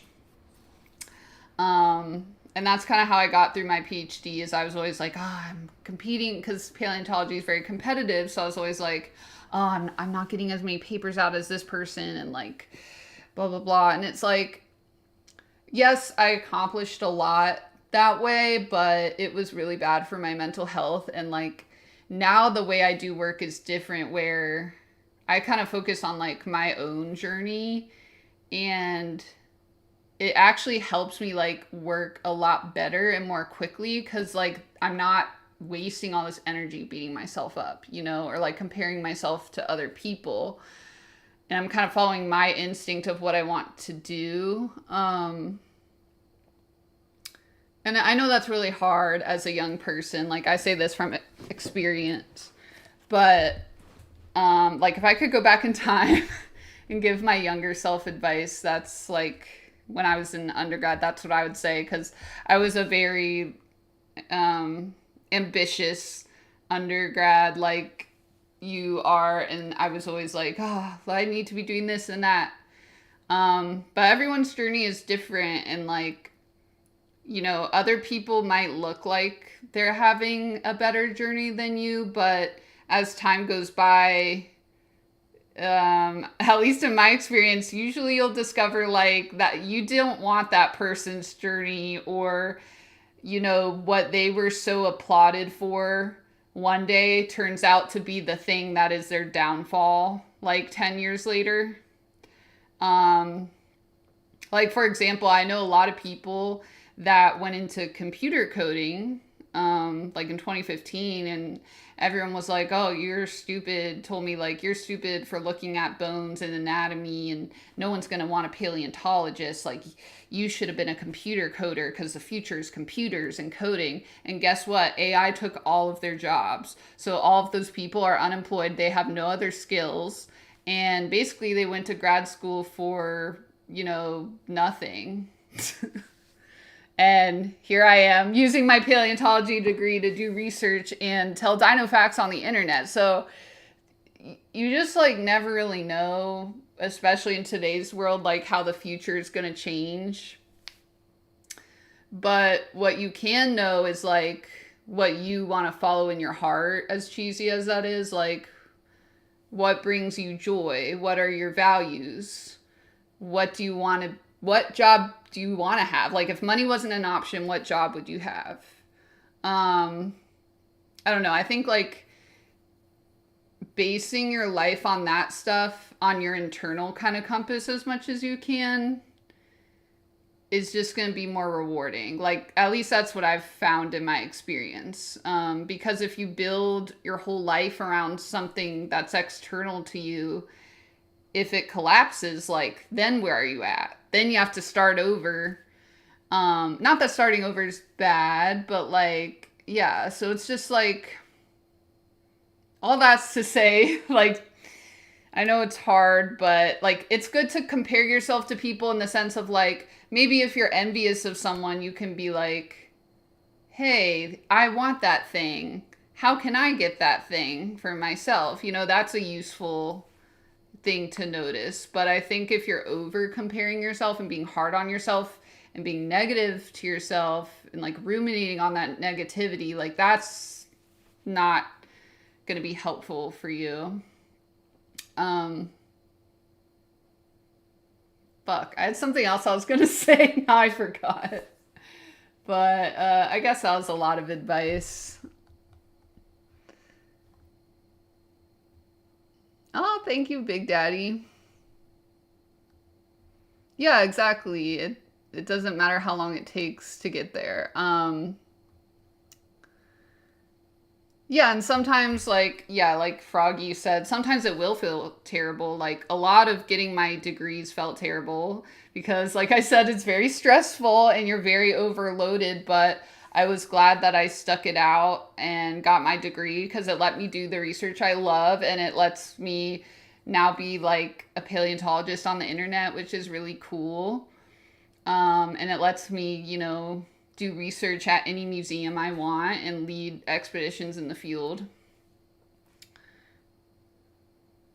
Yeah, the comp sci boom, exactly.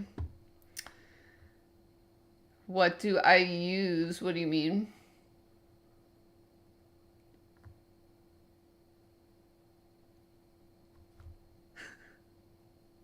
Should Tarantino do Power Rangers? Yes, I love Tarantino movies.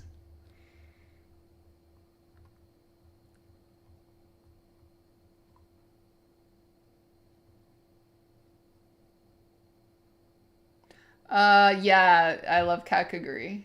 I have cosplayed Yumiko.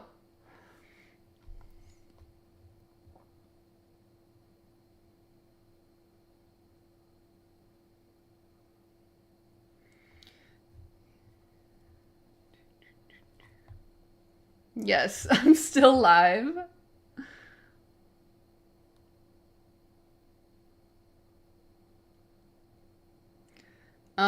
Yeah, Alejandro, I would say, uh, yeah, like, I don't know if that counts as imposter syndrome, but it's like I said, it's like still those kind of like negative, um, thoughts and self doubt. And usually, like, self doubt isn't something that we're born with. Like, and it's like, I would definitely recommend therapy, first of all. You know, I'm not a licensed therapist or anything, but I do have a lot of experience with life and going to therapy and research. Um, and like defeating my own really dark negative thoughts and like periods of my life. Um, and ultimately, like, it's really hard, but I found that you can like literally reprogram your brain by like being positive. And like if you have to fake it at first, that's fine. Like I faked it for years without fully understanding how to even use therapy tools. And like sometimes you need to switch therapists because, especially like if you have autism or you have a personality disorder or something, you're gonna need a specialized therapist, you know? Like a general therapist is not gonna help everyone. But I would just encourage you to like try to challenge those negative thoughts about yourself. You know, like if a negative thought comes up, try to challenge it and be like, is that really true? Like that's not true. Like I'm not a loser. I'm not this or that, whatever the negative thought is, you know? And the more that you can challenge them, the more they're going to start to go away. And like, that's what you guys deserve. Like, you don't deserve to be beating yourself up all day. But therapy will also like give you a lot more tools that are personalized to you to help with that. But that's just kind of like the base thing that I would say is useful for anyone is like challenge the thoughts and like try to see where they're coming from. Like, did someone tell you that in grade school, tell you you were dumb, so now you tell yourself you're dumb all the time? Like, you don't need to keep telling yourself that just because some bully from second grade told you that, or like just because your parents told you that, you know? Like, you don't need to believe those people. Ah, you're Vanessa Reward OG. Thank you for being here, Bananakin Skywalker. I miss doing the Vanessa vids. Oh, for my camera, it's a Razer. It's like the little circular, like 4K Razer camera. I'm not sure what it's called.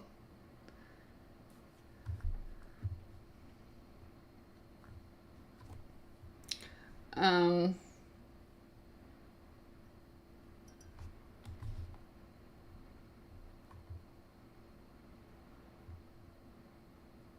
you're autistic. That's okay. Welcome. You will find a lot of other autistic dino loving people here, but we welcome everyone.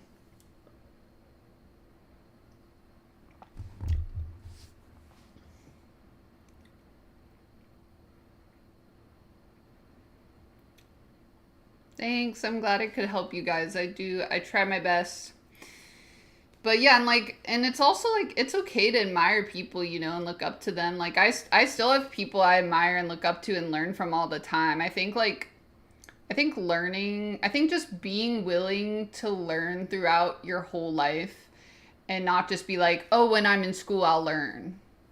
I think that's like really key too, because, and like, the people we look up to and kind of like learn from will change over time too, maybe, you know? Like when I was an undergrad, like I was obsessed with Michelangelo and Leonardo da Vinci and kind of like these artists who combine science and visual art. Um, and I was really obsessed with like becoming a painter. But then like I became obsessed with bones and paleontology and kind of like went back to my childhood fascination with dinosaurs, and I started looking up to more like hardcore scientists. And then like when COVID happened and I kind of was starting to do TikToks and become Reisuka, I was still doing my research, but then I started looking up to other content creators and looking and learning from them. And like, you know, during COVID, it's like we were kind of creating a whole new type of job by being on TikTok. And I mean, I don't treat it like just a job, but you know, it's like a whole new kind of market and a whole new place to exist in. Um, and like, I wouldn't have been able to do that if I wasn't the kind of person to put that could be able to put my ego aside and be like, okay, cool. Like, here's a new thing called TikTok. I want to learn how to do this. And like, my videos were really bad at first. Like, it's not, it's not like I was just like, oh, I have a PhD in paleontology, so now I can like make amazing videos. It's like, no, my videos were shit. And it was kind of like starting from ground zero and had to build my knowledge up. And I still look at other creators all the time and learn from them, and I learn from other scientists all the time. So it's just, you know, ever evolving, ever exploring. Oh, never stop exploring, never stop adventuring, you know, never stop learning.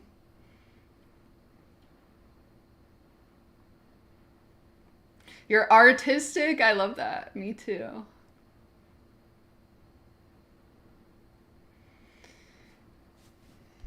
You don't know if you're autistic? I don't know if I'm autistic either, honestly. Like, I have a few different diagnoses, but some of them are like functionally similar to autism, but I don't think they're the same exact thing.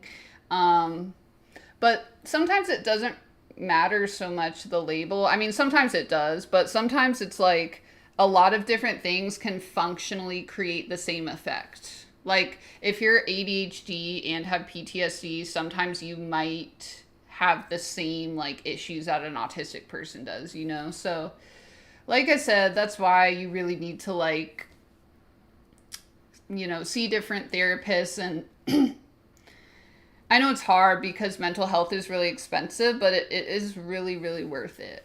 Um, you know, they say like you can't buy health, you know, people will spend anything to like be healthy physically, but like mental health is really just as important. Hi, hero.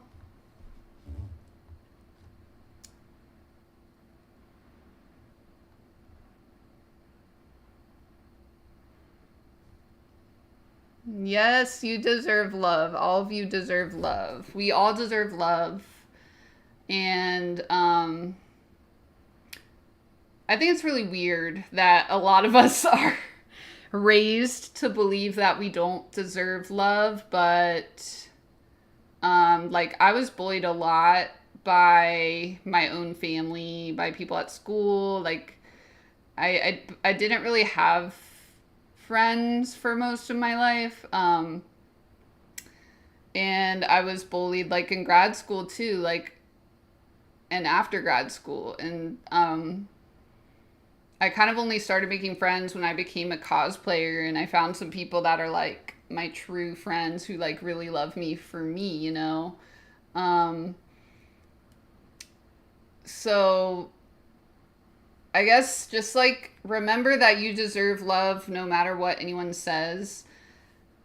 Um, Cause yeah, like if someone is saying that to you, it doesn't matter if they're your biological family or like your friend. Like if they're making you feel like shit, that's not okay. Like that's not, and they don't really care about you if they're doing that.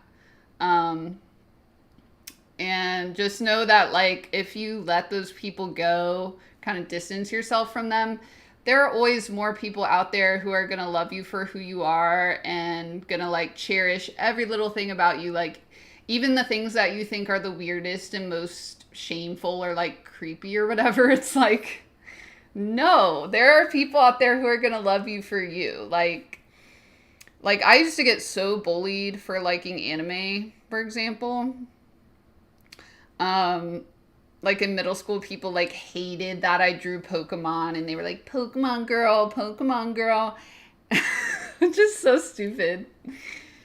But you know, anime is fucking awesome. Like those people are missing out, and like now I have so many friends who love anime, and I go to conventions with my friends who love anime, and it's like it's really fun. Like, and I have friends who love all my weird little like tics I do, and like my loud laugh and stuff. And like I know so many of you guys, my Dino Nuggets, my Shinjis on the internet who are so sweet to me, and it's like you'll find those people. Like just be yourself and the right people will come, and like just like have faith that you deserve love. Like it will be really, I know it can be hard because like I know a lot of people don't necessarily have someone in their life that is telling them they deserve love. And I was in that position for a really, really, really long time. So, like, I know that it can feel really hopeless and dark at times, but, like, I promise you just have faith. And even if you're scared to be yourself, like, it can be really scary, but just, like, do it anyway because it's so worth it. Because on the other side of that fear is people who actually are going to care about you and have fun with you, and that is going to help you like heal and realize you do deserve love. Because you know, once you see these other people loving you, it's like, oh yeah, like if these people love me, like what the fuck were my parents doing? Like what the fuck were my quote unquote friends or like the bullies at school doing? Like why the fuck did my parents ever make me feel like any part of me was unlovable? You know what I mean? Like, yeah, I don't know. I just think we all deserve love.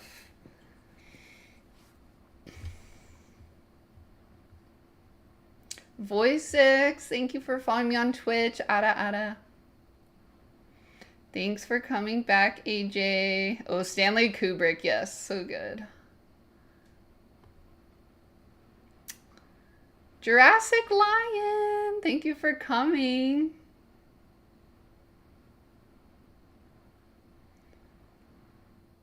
Yes, exactly, Sugar.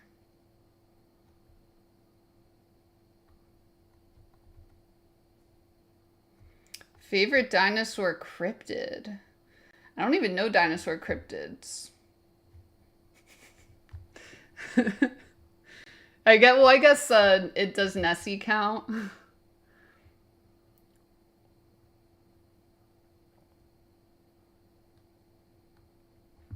You're autistic too. Lots of autistic people. But we welcome everyone, you know, and like mental illnesses. Yes, of course you should see a doctor and have them treated and stuff, but you know, for every like bad thing that a disability or like mental illness has, it also gives you like superpowers on the flip side. So yeah, I kind of hate the culture of like, oh, I'm so fucked up because I have mental illness. Like we all have mental illnesses, but it's like first of all, are we getting help with them? Are we learning skills to cope with them? Are we using those skills? And second of all, it's like I think people don't recognize enough that there are actually advantages too, because you know, like for example, like I've talked about this before, but like I have PTSD, I have BPD, I have like a bunch of different things because of what I went through as a child, and well, also things I went through as an adult, and I have ADHD, and I have depression, anxiety, and I probably have other stuff that's not even diagnosed, but like, and yeah, all that stuff has hard aspects to it that I have to use skills to cope with. But on the flip side, you know, like my PTSD and my ADHD also gives me the superpower of being an incredible researcher, because I can like sit for hours and like just stare at bones and like find every tiny detail. And I can like go be out in the field looking for dinosaurs, and I can like survive through like a life threatening storm that happens or something. And like I can like, save people and like get them through emergency situations because of my PTSD. Like, it's like if an emergency situation is happening, I am like down. I'm like ready. So like all of these things have positives and negatives. And like with my BPD, it's like, well, on the one hand, like, yeah, that can be really hard because I'm an emotional person. But it's like, I'm also obviously a very intellectual person. Like, I've gotten all these degrees and learned how to think critically, and I can be rational. And so, like, I can use skills to, like, calm down and cope with that. But on the flip side, the superpower of BPD is, like, I love people very, very deeply. Like, I think you all can see that. Like, I love all you guys so deeply, and, like, I think about you guys every day, like, and the people close to me too. But it's like, I love you guys, like, just as much as the people close to me, because I just feel everything really deeply. And that's like a superpower in itself too, even though, a lot of people dismiss it and might be like, you're crazy. It's like, no, it's just that there's pros and cons to different types of personalities,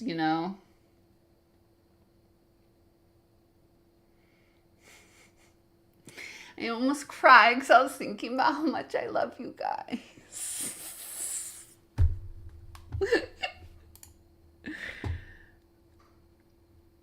I don't know. Sometimes, yeah, if you're new to stream, I don't usually like get this deep, just because I don't like to be overly preachy. Because I don't think I have all the answers, obviously. I don't know, but sometimes I think it's important to get deep occasionally because, our world is rough right now, and this is like, our community is a safe space, and I want it to be like a safe space where we can talk about this kind of stuff too, But then we have a lot of streams where we just like have fun and talk about dinos and Godzilla or like Fortnite. So this is not like every stream, Okay, now I'm catching up on chat. Thank you, Sugar. That's so sweet.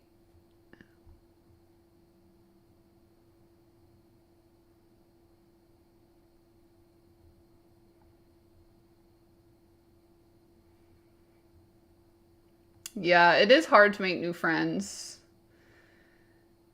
I'm still kind of learning how to make friends.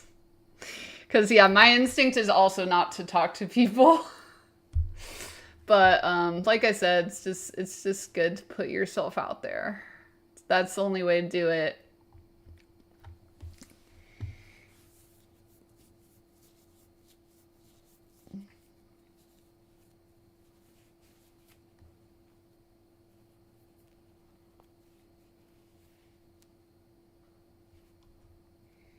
I'm sorry to hear that, Froggy. But, yeah, I know you will find people. Just be yourself, even when you're scared, and you will find people.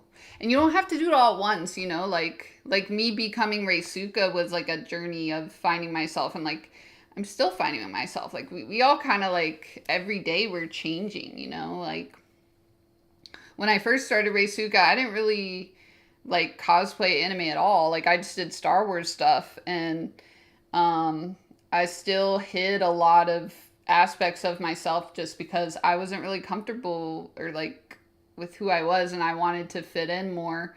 But then like I was myself more and more, but it took courage every time, to take those steps to be myself and be seen by people. Because that's always really scary. Like, are they going to reject me or are they not? And like that happens all the time, especially like when you're making new friends. It's like, oh, is this person gonna really be my friend or are they gonna like reject me, you know? Um, it's always a little bit of a dance, but usually I find like I'm like always more glad that I put myself out there and get rejected because it's like if you hide who you are, then people who don't love you for who you really are will be like hanging around you for years, like sucking off your energy like a vampire, you know? Whereas, like, if you just go out and be you and don't really care what people think, then real quickly, like, if people reject you, it's like, okay, bye, fine, on to the next one because the next person's gonna be someone who genuinely likes that stuff, who you are. All the things about you that other people rejected you for.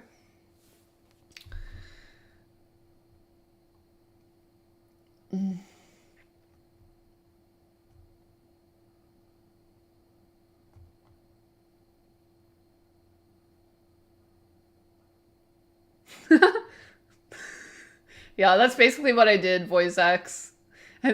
I saw Jurassic Park and built my life around it. You abandoned your old friends because they're toxic. Good, I'm proud of you.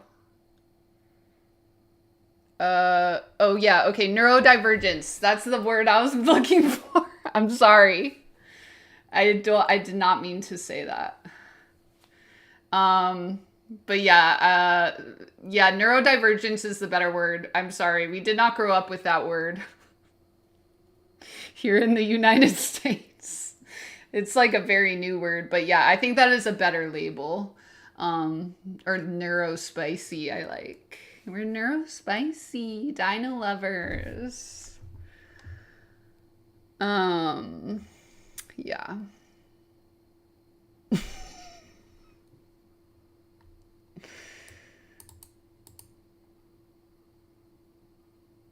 But yeah, mine are like the ones I have are usually labeled as like disorders, which I also hate that word. I'm sorry, Optimal Mario. No, yeah, thank you for clarifying that, Simon, because that is an important point.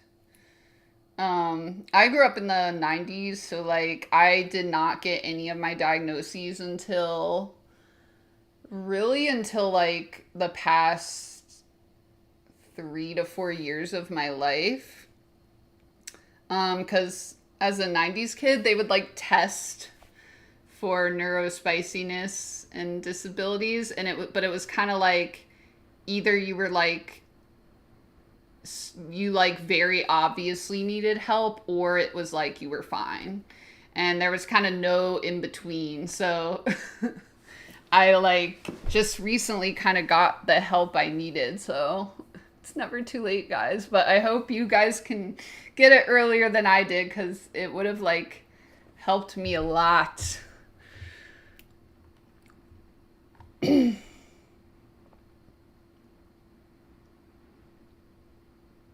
I'm glad you left the toxic friends, AJ. Oh, crying tears of joy.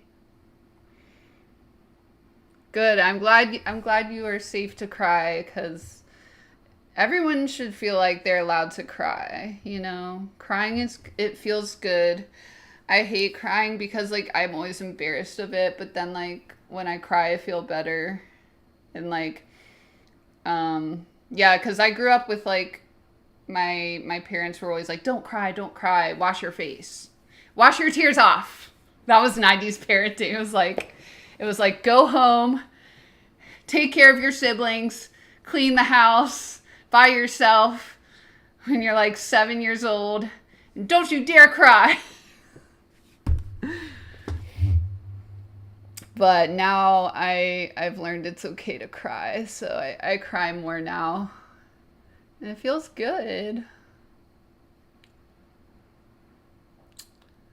And you know, finding community is good. Speaking of which, since I'm talking about all this, if you guys have not joined the Discord, you should.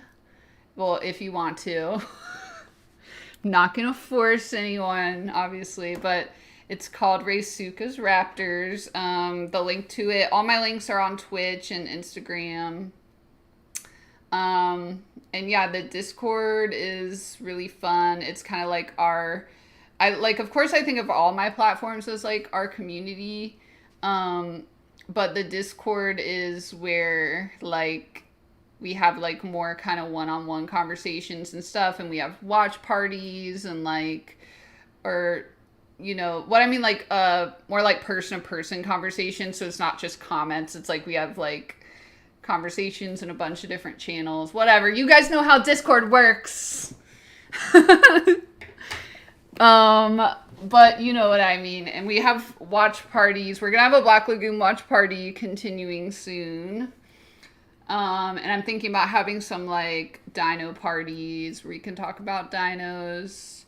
But it's kind of a more like community, closer knit community feel.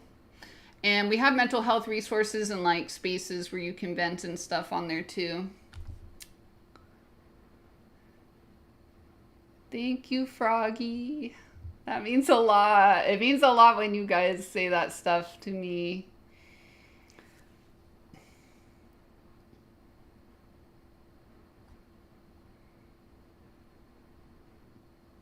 It's okay. It's okay to still be working on the courage. Cool spot. Hi. MegaCon. I might be. I'm not sure. I need to plan my cons. I am doing Hallmat. Parasaurolophus. I have not done a video on Titanosaurus. I will look into it.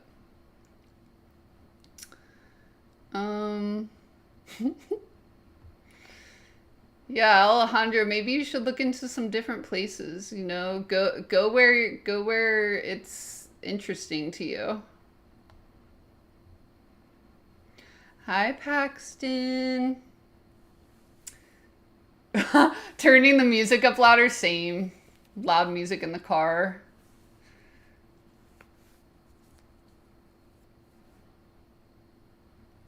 Do it, Froggy. I promise we are nice on the Discord server. We are very strict in terms of we ban like all fucking bullies, spammers, and meanies, whatever on the server. So, yeah, don't be shy. We're very sweet over on the server.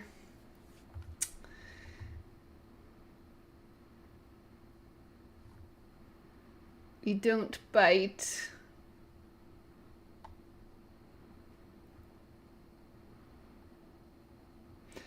Yeah, I think more apocalyptic films should be shot on iPhones. I think it just looks very apocalyptic and like realistic of like someone like filming the apocalypse on their iPhone.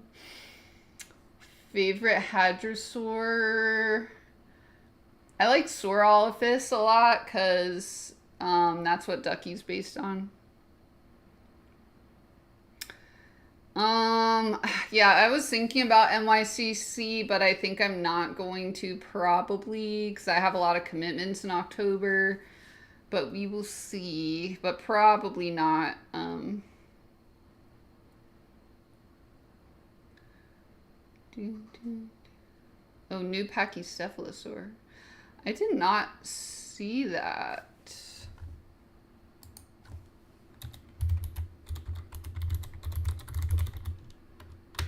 But yeah, now I'm gonna look it up.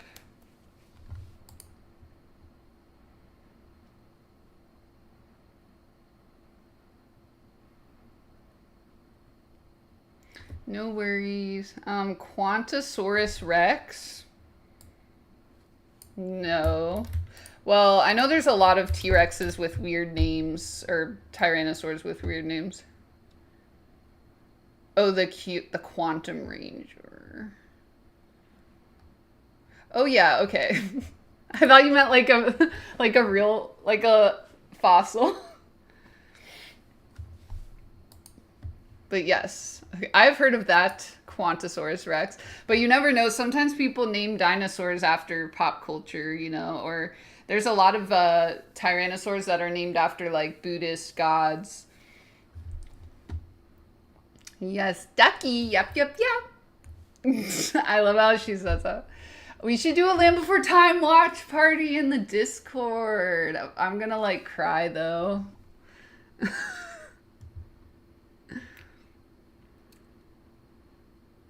I do not have PlayStation. Well, I have like a kind of an old Xbox, but like once my Xbox dies, I'm gonna switch to PlayStation, I think. Fanime, I'm not sure. I haven't really planned out any cons other than Hallmat yet, but I'll let you guys know. Kentucky or Tennessee, I'm not sure, maybe. Send me some anime ones. Also, if they have do they have a good natural history museum? Because that'd be cool to do some dino videos. Oh, thank you for coming, Cizo. Good luck at the hospital. I play GTA 5. I have not, I don't think I've played the online one. I just have done the story thing. Yes, I'm going to Hallmat and I don't know what else yet. Yeah, Tolkien-based names. A character similar to Himeno. I could kind of see that.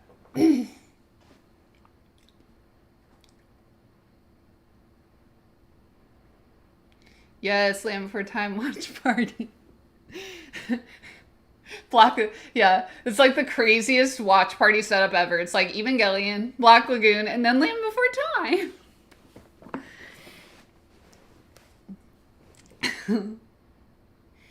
Himeno is a really cool character. Sasha Callie. I will look her up. Oh yeah, okay. She's cool. I like her look.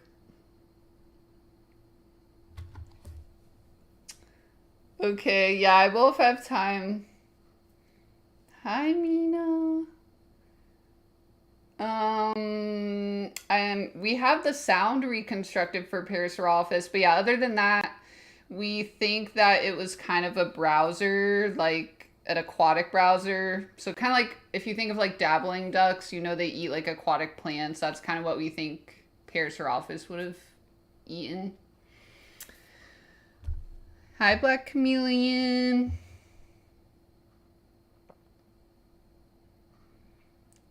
Yeah, I should try online. Favorite era of Godzilla? I think 0-1 is my favorite Godzilla because I love how they like describe the PTSD as like really realistic. I don't know. I love the story with it, and they still make Godzilla like really scary.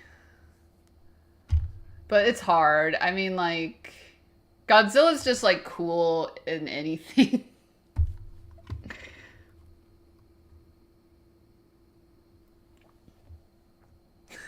Yeah, of course we're watching Land Before Time after Black Lagoon and Evangelion. Like, duh. That's funny, Joel.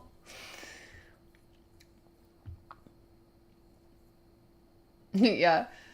That's kind of what the new Jurassic Park, it kind of reminded me of like Black Lagoon and Jurassic World.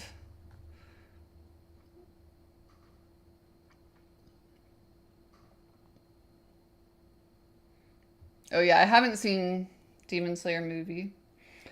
Thank you for coming, Mega Chibi. Yeah, Shin Godzilla, so good too. I wanted to get a Shin Godzilla figure because I know so many of us here love like Godzilla and Eva, but the only one I could find of him was like a model, and it was pretty small. Like I think it was like not like I think it would come up to like there on the Godzilla, and I was like, I need it to be bigger. But yeah, I love how Shin Godzilla looks. Like I think he's the scariest looking one for sure. Revy versus T-Rex. As long as she knows how to shoot at an aorta, it's okay.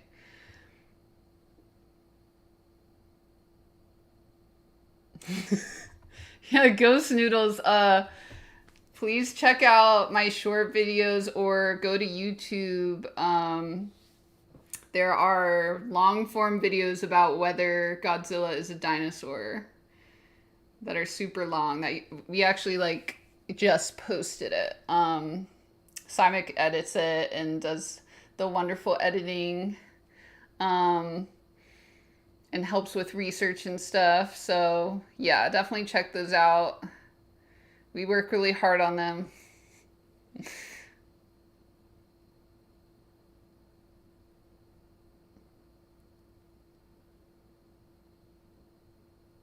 King Ghidorah and Mothra, yeah. I want to do, yeah, like some more long form kaiju videos. Yeah, true. The YouTube is more up to date. True, true.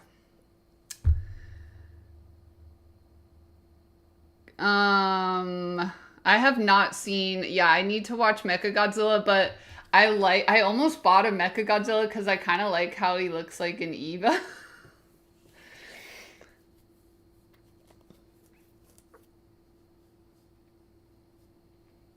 I've not seen the girl beating up a T-Rex.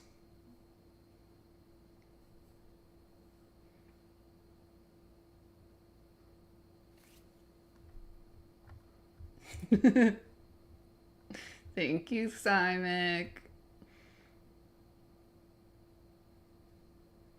To SVP 2025, I knew people that went last year, but I don't know about this year. There's some students that I think might be going, but yeah, paleontology is kind of crazy right now because a lot of people who were big paleontologists have either died or retired. So when I last went to SVP like last year, it was actually mostly students. So it's a great time to go if you're a student, for sure. And yeah, and obviously if you want to be a paleontologist, it's a good place to meet like possible mentors and advisors and stuff. And yeah, it was crazy. They even had some like little dinosaur anime booths, which was like crazy because SVP used to be very like buttoned down, kind of formal, black tie.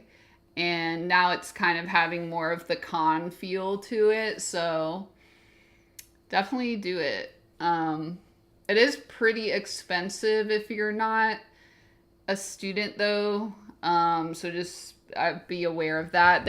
They do have grants for students that you can apply to like help get your travel costs covered. And like if you're in a grad school program, your advisor should cover your cost of going usually. But yeah.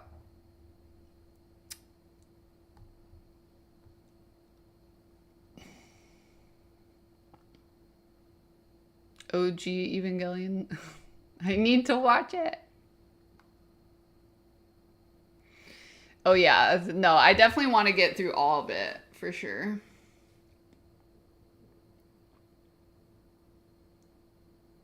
What am I gonna do after the live? I don't know. I'm kind of hungry. Um, so, but I don't really have like food I want to eat.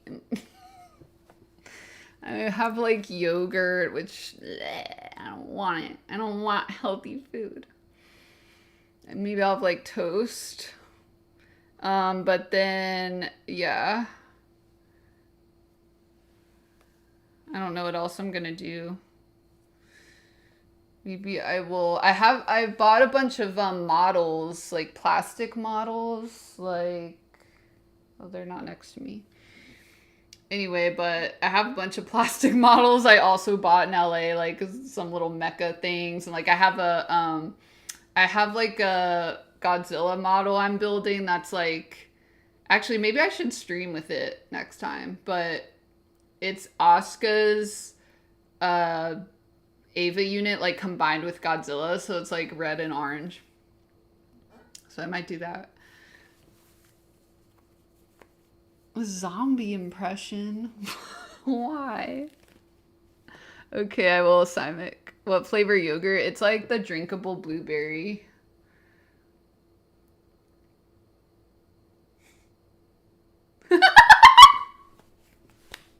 What? Joel. That was so fucking funny. Headcanoning that Land Before Time is the Lagoon Secret comfort movie. I can't. I love it so much. It's so funny.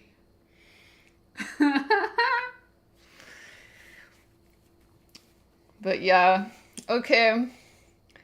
I will, oh yeah, that being said, I will probably schedule the Black Lagoon watch party for next week. So definitely join the Discord, guys. But yeah, with that, I think I'm going to go rest my voice. My voice is getting a little tired. But yeah, thanks for coming, guys. I love you. And there's more Dino videos coming. Don't worry. And Dino Mommy is back. I'm back for good. So, yeah, you'll be seeing me around. Love you guys. Good night.